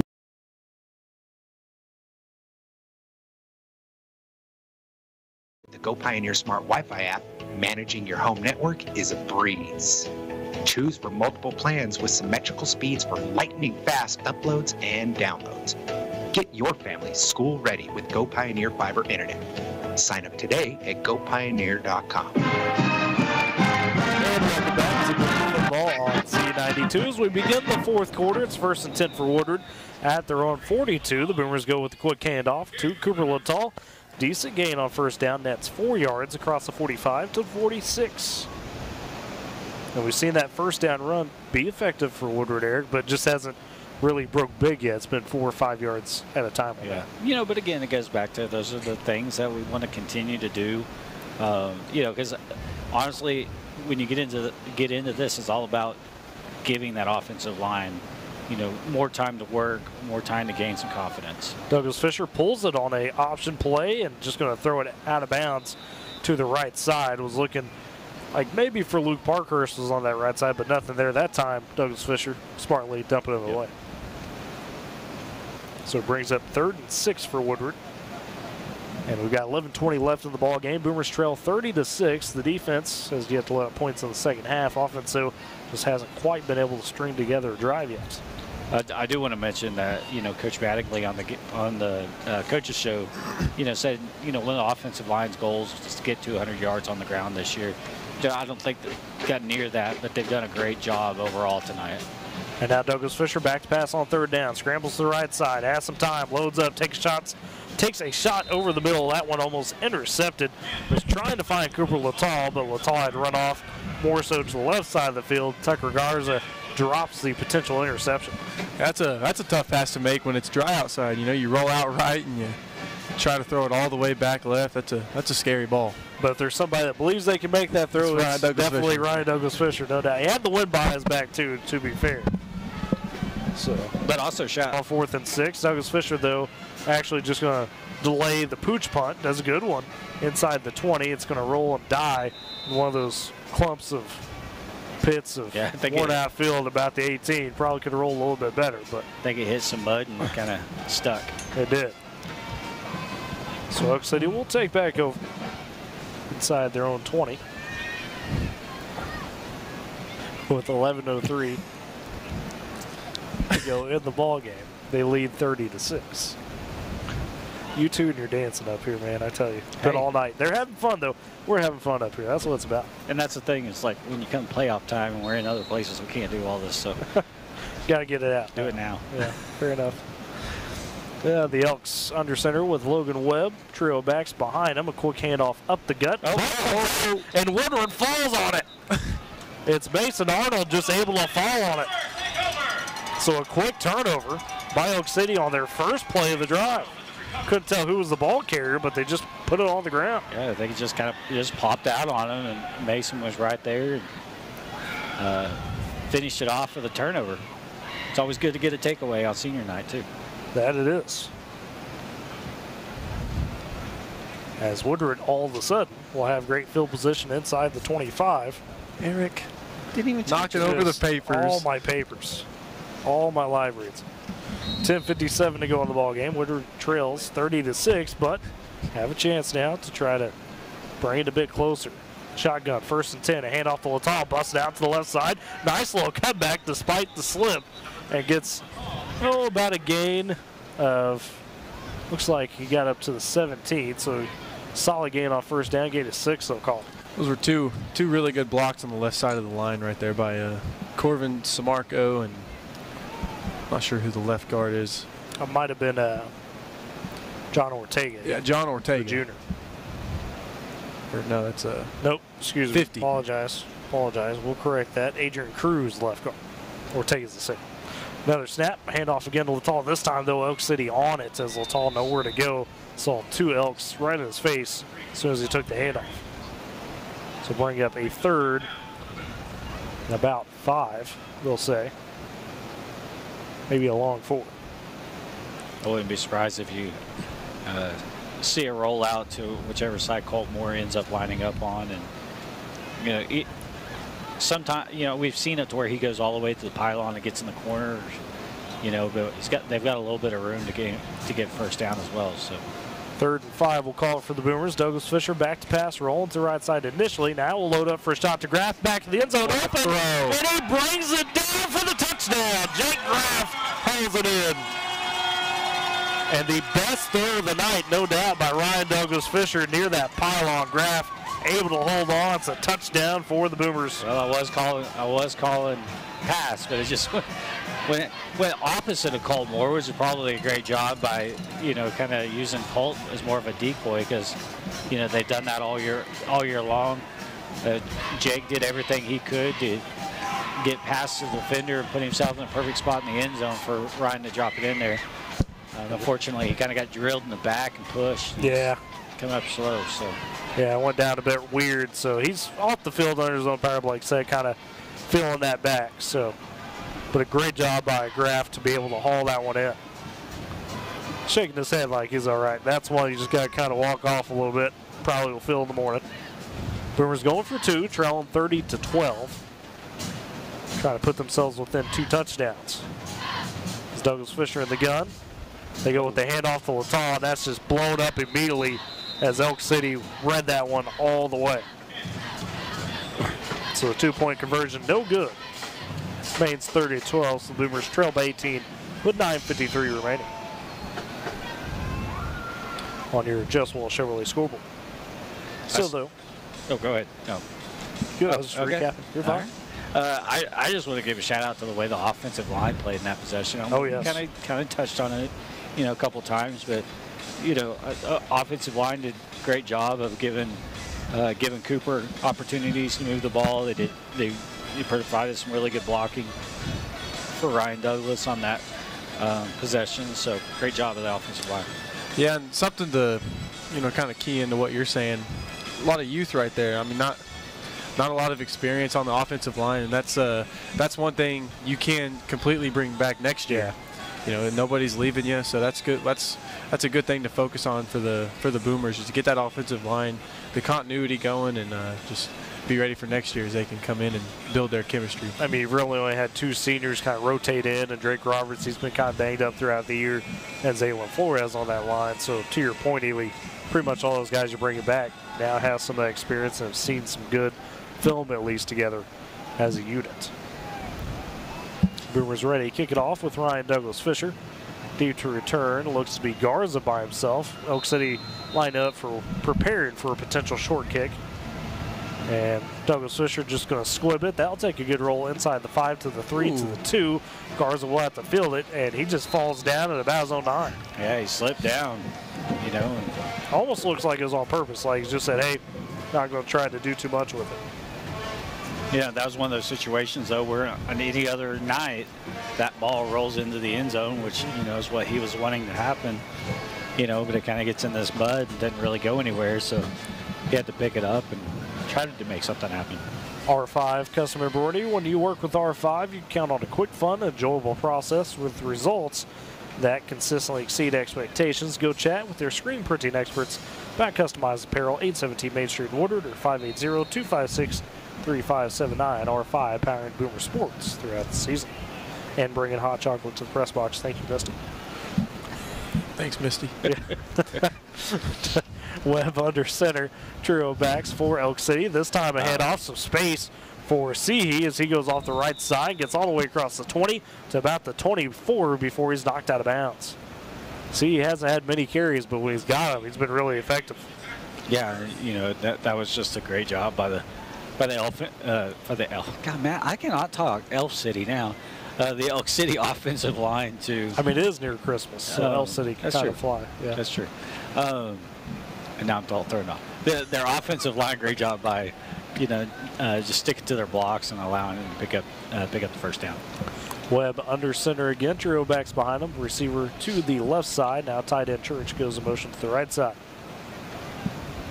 Webb with the handoff to Garza. The Boomers all over it in the backfield. Trying to see who that was that made the great play initially. And it was Bowen Morton. Yeah, all over it. Tackle for loss for Morton. He is one that we haven't called out a lot tonight, but who usually we do. But he's still been around most of the plays. He's still done a great job tonight. This will be 2nd and 13. They call a loss of 3 for Elk City with 8:40 remaining in the game. Elks lead 30-12 over the Boomers. Trying to drain this clock. As Webb under center again. Trio backs behind him. Receiver to the right side is Bowie. Tight end left. Webb with the handoff. Looks like to be Seehee, and he just doesn't see much. And just gets blown back by the Boomers. So you're saying Seehee did not see he? He did not see the hole. Eric Joke Friday. He didn't see he, the tackler. Oh my goodness. Okay. Okay. All right. I'm trying. I'm trying. So that'll be 3rd and 12. They give him a gain of 1 on the play. 8 minutes even to remain in the ball game. Elk City kind of seeming content to not be too aggressive right now, see what they get on the ground, but otherwise just trying to nurse this 30-12 lead. That's the thing also. If something comes down to district points in some weird way, they've got the 15 points they need to as well. At the moment. At the moment. At the moment. Webb under center. We'll go with the handoff this time to Garza off the left side, and nothing there doing for him. The Boomers again standing up.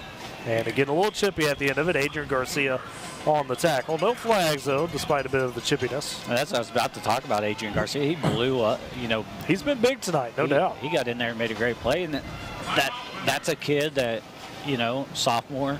We haven't called his name a lot. We have at times. Or is he a freshman? He is a freshman. He's a freshman, yeah. You know, we haven't called his name a whole lot this year, but tonight, you know, he's really put himself in great positions to make plays. Woodward takes a timeout, trying to preserve some clock with 7:31 remaining. Western Drug, 1021 Oklahoma Avenue in Woodward. They've got a friendly carried staff and a drive-through window that is really convenient. Always excellent service as well. Call 580-256-5586. Western Drug, powering Boomer Sports on KMZE FM Woodward.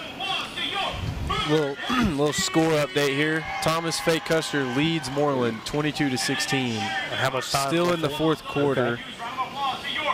It's not showing me a specific time left in the game. Bearcats need to win that one and get help from Texoma as well to get in the playoffs. I bet Interline Fields tore up. Oh, man. Pretty good tonight. Coach Allen was looking forward to it, though. He was looking to play in the slop. 7:31 remaining in the game. Elk City forced to punt as Bowie gets off a decent one. That one, boy, it just planted in the ground, died right before the 50. And Woodward will take over at the Elk City 49.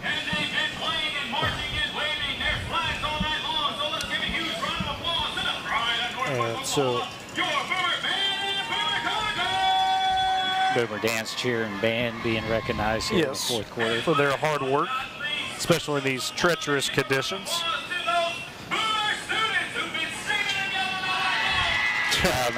Student section get love. Okay. Dance and cheer tomorrow. They got game day regionals. So they're that is Crossing Christian, right? Crossings, and I think Heritage have added that site to the mix. Yes. As Douglas Fisher, 1st and 10, going with that little bubble read option. Graff able to make a man miss. Not going to get anywhere forward. Did get back to the line of scrimmage. Maybe a gain of 1. Good moves by Graff, though, to make sure he didn't lose any yards. And Jake's going to be a little sore tomorrow. That, you know, he got driven back right just then, and his head kind of hit the ground pretty hard. Woodward, by the way, sorry to cut you off there, but on the cheer and dance side, I think scheduled to perform at 4:05 at Crossings. Well, I think so. I think 4:05 is dance. And one of them's at like 11:30. Okay, that's right. Split up. Yeah, Palm, I think, is 4:05. The other one's at the 11:30. Yeah. Heritage, yeah.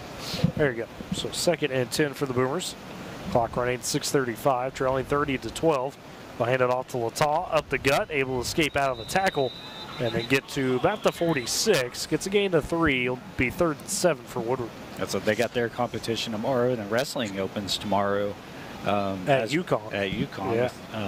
I think he said 7 girls or 15. 15 girls? Well, okay, maybe not. They're not taking girls. all 15. They're taking 7. Yeah, you're right. I think this is where a lot of your 6As and 5As come in to wrestle. Back to pass, Douglas Fisher on 3rd and 7, looking for something on the right side, not there, and just has to throw it away. Late flag comes in as well from the near side official that was away from the play. I'm not sure where that's. Yeah, I mean, it's not a grounding by any stretch. Not sure where that flag comes in.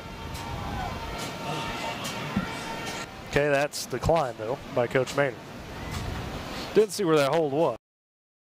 Kind of questioning where that hold might have been, too. I take that back. Maynard is going to accept it as Coach Maynard. So Boomers will get another crack at third down instead of the 4th and 7. As down to their own 30 or 40.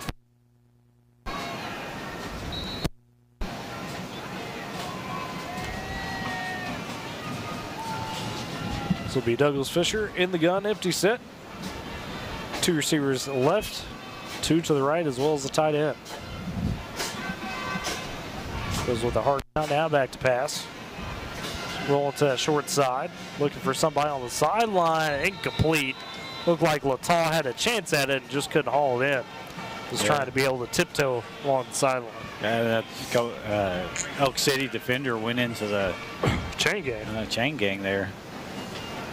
Nobody's safe. Chain gang back up there. We're good. Those guys are built tough, I promise. So Boomers have 4th and 17 with 5:34 remaining in the game. As the Elks lead 30-12 over Woodward. Elk City trying to wrap up the 4th spot in the district tonight with this win. As Boomers ready to punt this one away with Jay Graff. Deep to return is Bowie, set up about his own 10-yard line. The snap rolls to Graff. Good punt though, despite that. As it angles away from Bowie, takes an actually decent bounce. Kick. Yeah, take a good little skate across the grass there. And it avoids the pond right there on the side of the field too. That he did, yeah. You got to keep the ball as dry as you can. It goes into that pond. You're not using that ball the rest of the game. The track might be the driest spot outside right now. That's a track. Call that a track. Come on, Aaron. Well, I mean, you can't use it anymore, so. Yeah. Besides practice. Besides practice. So actually, hey, I'm got about the 12-yard line. I'm trying to tell people that we need facilities, things to be upgraded, and not just for the football team. Exactly. Across a lot of our sports. So. Yeah, it's 1st and 10 for Elk City. They'll take with the run up the gut and get a good gain. As they start that drive at their own 12. It's going to be a gain about 8. And honestly, you know, it's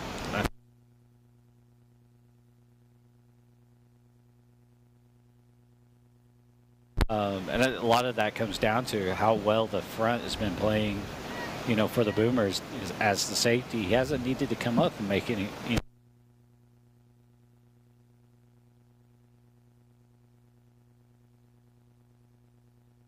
three, they'll say, for Elk City. 4:40 remaining in the game. As Webb under center has own 19-yard line. They fake the high snap in the backfield. They'll give it up the gut. The Boomers, to their credit, on it quick. Still going to be a gain of a couple. Brings up 3rd and 1. Not a very good sell.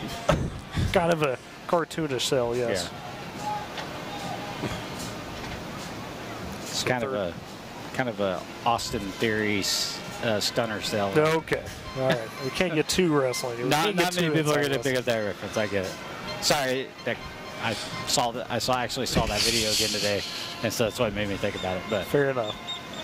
Oh shoot! 3rd and inches for Elk City as they're draining that clock down to 3:55 remaining. Elks lead 30-12. Webb under center. Trio backs behind them. They go with the up man and try to spin out of the tackle. He's not going anywhere. Trip Bates slings them down. That might have been Church. Oh, excuse me. That's due back for Elk City, but nonetheless, the Boomers stand him up, drive it back. 3rd and inches. That runner, Nate Miller, the sophomore. He'll lose 2 on the carry. Again, the young guys, those are the ones that we're calling on a regular basis. Trip Bates, it's a sophomore, yep. You know, who we have seen come on strong this year, you know, and kind of, you know, really solidify himself as a part of this Boomer defense.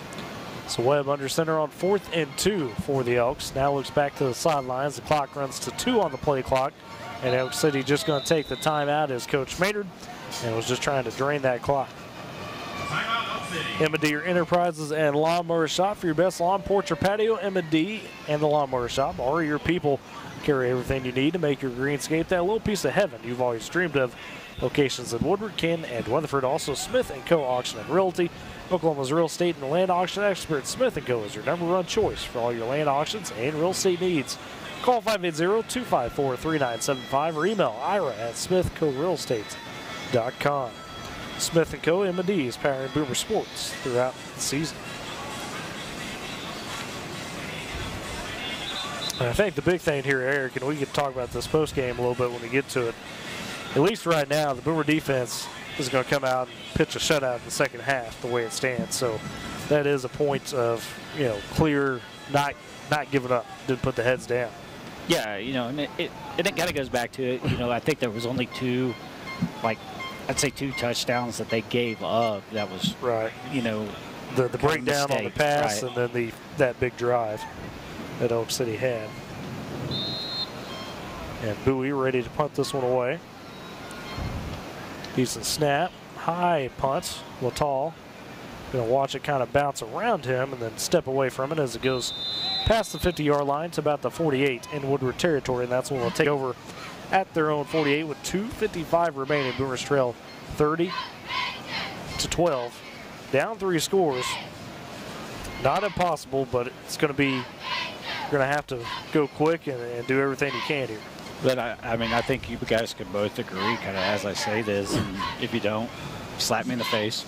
Well, I could do that regardless. No, but I feel like this has been one of the, overall cleanest games, the Boomers have put as far as not shooting themselves in the foot, not doing things that. As Douglas Fisher goes with the handoff to Latal, trying to get out to the left side. Going to lose a couple there. Elk City starting to really read that first down dive, but not doing things to beat themselves. If that's what I'm trying to say. With the exception of a breakdown, a long drive, that's going to happen in a football game, But 2nd and 12 for Douglas Fisher. He's back to pass in the gun, looking right side. Flag comes out. Pass though on the far side is completed to Parkhurst for a positive gain into Elk City territory. The flag might be a holding though, as it was in that area. It's on the back side of the play. It is a holding against the Boomers. So would have been 3rd and medium, but instead it's going to be 2nd and long. Yeah, there in Endersby, I kind of got tied up with somebody, kind of backed into him, grabbed him. Again, it was kind of as he was falling. Right. Kind of grabbed him. Endersby tied in for the Boomers. Was in the block on that play. So the penalty will back you up to your own 36. Woodward now going to have to get to the Elk City 43 should they want a first down. 2nd and 22 for the Boomers. 2:15 remains as the clock runs. Woodward trailing 30-12. Douglas Fisher in the gun. 2 receivers right, 2 the left. They go with the handoff to Latal on 2nd and 22. Latal able to fight forward, get some yards back, gets to the 40. That's it. A gain of 4 will make it 3rd and 18. Trying to see if you catch the Elk City defense a little too spread out on the backside. Not quite the case. As the clock goes down to minute 45, Boomers still trailing 30-12 here on senior night.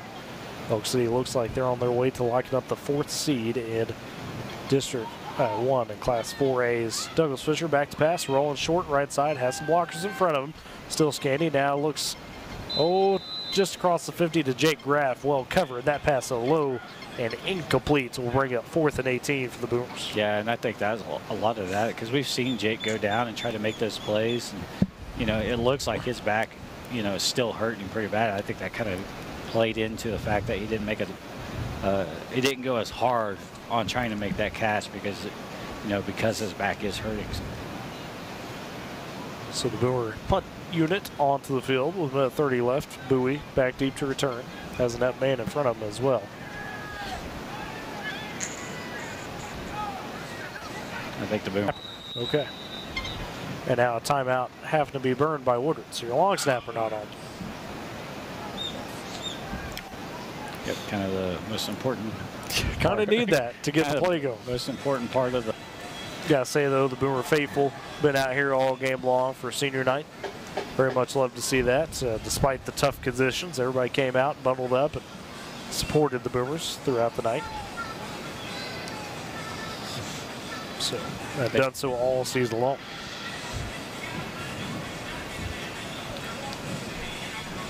Thank you, Ely. Oh, Ely's rocking some Cotton Eye Joe. Getting down with Classic song. I'm That's old enough classic. to know that one, Eric. That's because Ely goes to parties, and it's a good party song. Just Dance on the Wii. Is okay. it? I had no Oh, it idea. is. Okay. That's. I don't know if I'll have to double check that. Let's see. Okay. Let's see. God, the Wii. What a great console. Anyways, 4th down for the Boomers. Graf to punt. And this one, a good one off the side of his foot a bit and rolls to about the 21, and will finally be down there. So a decent punt for Graf. Makes me think I need to see about getting a dancing game. We have a meta quest. See if there's a Eric, you do not. There is one. With Is your, there? with Yeah, your, there is. With your hips and knees, you don't need to be busting it down.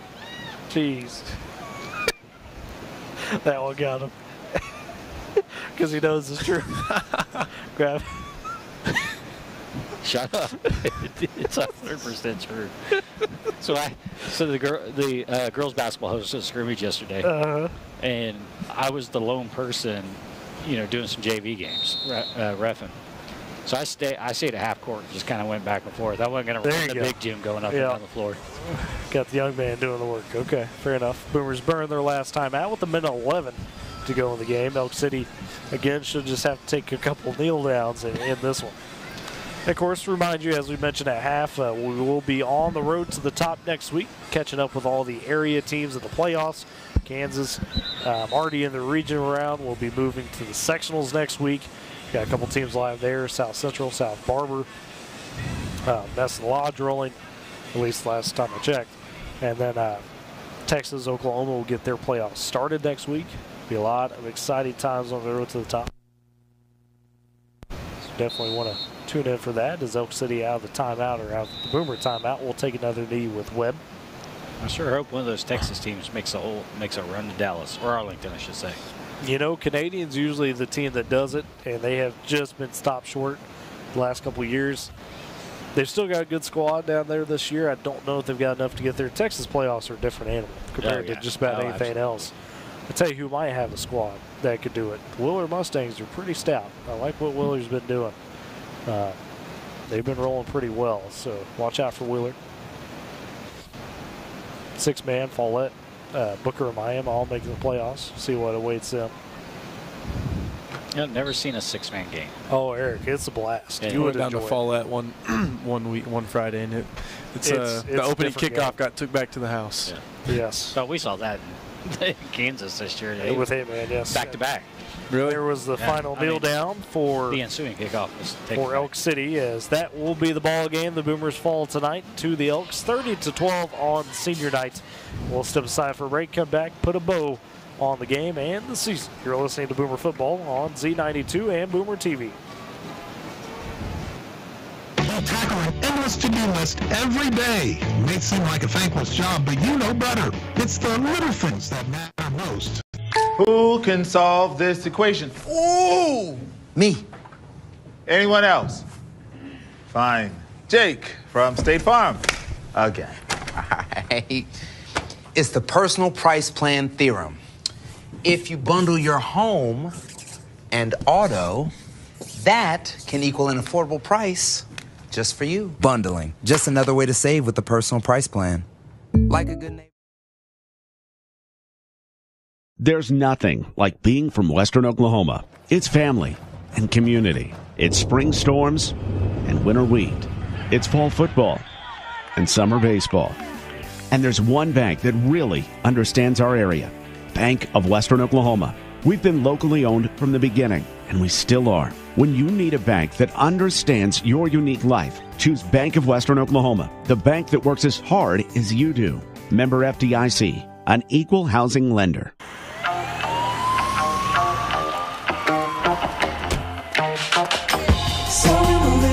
Tires are put to the test every day, everywhere around the world. Michelin invents the tire that stays safe even worn, with unique Evergrip technologies. New Michelin Premier, safe when new, safe when worn. This back-to-school season, give your home the connection it deserves with Go Pioneer Fiber Internet. Experience the power of Wi-Fi 6 technology for smoother streaming, gaming, and learning. And with the Go Pioneer Smart Wi-Fi app, managing your home network is a breeze. Choose from multiple plans with symmetrical speeds for lightning-fast uploads and downloads. Get your family school ready with Go Pioneer Fiber Internet. Sign up today at gopioneer.com. Tired of complicated Wi-Fi management? Go Pioneer Smart Wi-Fi makes it easy. With Go Pioneer Smart Wi-Fi, you can set your Wi-Fi password, view all your connections. I guess on the play-to-play basis. Sure, the Boomer offense, you know, you had some chances, a little tough. We knew that Elk City defense was going to be nasty. We talked about that front seven, especially that linebacking core. They had their impacts tonight. Boomers still were able at times to move the ball well. It just you couldn't string together enough consistent drives was the issue. Yeah, and that's the thing is, like, you know, there's been times where, you know, we've seen the Boomer offense and they just can't get anything going. You know, tonight they were able to get some things going. It's just we weren't able to be consistent. You know, but again, it's another game that you can look at the film and say we've done some things. You know, and now, you know, unfortunately now it ends. Now you're going to go into the off season. You know, you can look at the things that you really need to focus on in fall or in spring ball. You know, and start preparing things, get ready for next fall. That you do, and I think a lot to look forward to there. And I know it's, you know, a long off season, but man, this team, a lot of strides made over the course of the year. We've highlighted that plenty with Coach Gordon and crew. The record's not going to show it, but man, you were legit in a lot of ball games this year, so much more than you had last year. You know, we talk all the time about those bright spots of those guys that are future, those sophomores, those freshmen, some of those juniors that really got in there mixed up. And you know, on senior night, do want to, of course, shout out those seniors: Luke Parkhurst, Cooper Latal, Ryan Douglas Fisher, Mason Bourne, Kason Bourne, Zaylen Flores, Drake Roberts, Waylon Brown, Dylan Soto. Not all those guys starters, but they all very much had an impact this year on this team. And, you know, hopefully set a good example for those young guys to pick up where they're leaving off and try to really, you know, improve next year and start out faster, if you will. Yeah, and I think they did. I think this is, you know, I don't want to take too much away from previous teams, but, you know, in this is my third year here at Woodward, and this is the first time it felt like, you know, you go into week 10 and they're continuing to fight the whole way. Right. You know, again, defense pitched a shutout in the second half. Yeah, you know, and that is just an example to those young guys of, you know, hey, this is our last game. We're not playing, quote unquote, for anything, you know, but we're going to come out there and play our butts off, and we're going to try to do everything we can to put ourselves in the best position to win. And that does bring us to our Bank of Western Oklahoma player of the game. And I think we're going to go with players tonight. And I think we're going to go with that offensive line. Yes, the offense had 2 touchdowns, but guys, I mean, Ryan Douglas Fisher had plenty of time throughout the night. Cooper Latal was given some good holes. That offensive line was pretty solid against a really tough Elk City front seven, and that's a lot of young guys. We highlight that. You've got really just kind of one true senior that was a consistent starter there, Drake Roberts. Otherwise, you're playing sophomores, you're playing freshmen, you're playing some juniors, and that unit has really been able to gel and build some good chemistry over the couple of weeks, and we see it again here tonight. Well, a lot of the reason for me why that was my vote was the offensive line. It's just because if you take week 0 and you take tonight, you know, it's a completely different line. Yeah. And you want that. You know, you want that improvement throughout the season. But, you know, I feel like they have gotten to the point, you know, where they are doing things to allow their offense to have opportunities to get the ball downfield. Absolutely. Bank of Western Oklahoma goes beyond banking. No matter where you are, the Bank of Western Oklahoma is always close. Find a location near you at bankofwesternoklahoma.com. Bank of Western Oklahoma player of the game tonight. Players, we'll say, we'll go with the offensive line for the Boomers. Also want to thank Pioneer for being our defensive stand sponsor. Wayne Matthews, State Farm agent, for providing the starting lineups, powering the starting lineups. Jess Wells Chevrolet for powering the scoreboard throughout the season. And High Plains Tire powering the halftime recap. And guys, it's, you know, tough to end the football season, at least on the Woodward side, but we talked about wrestling, game day coming up as far as cheer and dance. They're still rolling. And then basketball will be getting underway here. We'll have Boomer basketball, boys and girls, about rolling. They'll start in December. Be a good time. But as far as football goes, We'll be on the road to the top next week across K101 Z92, so don't forget to join us with that.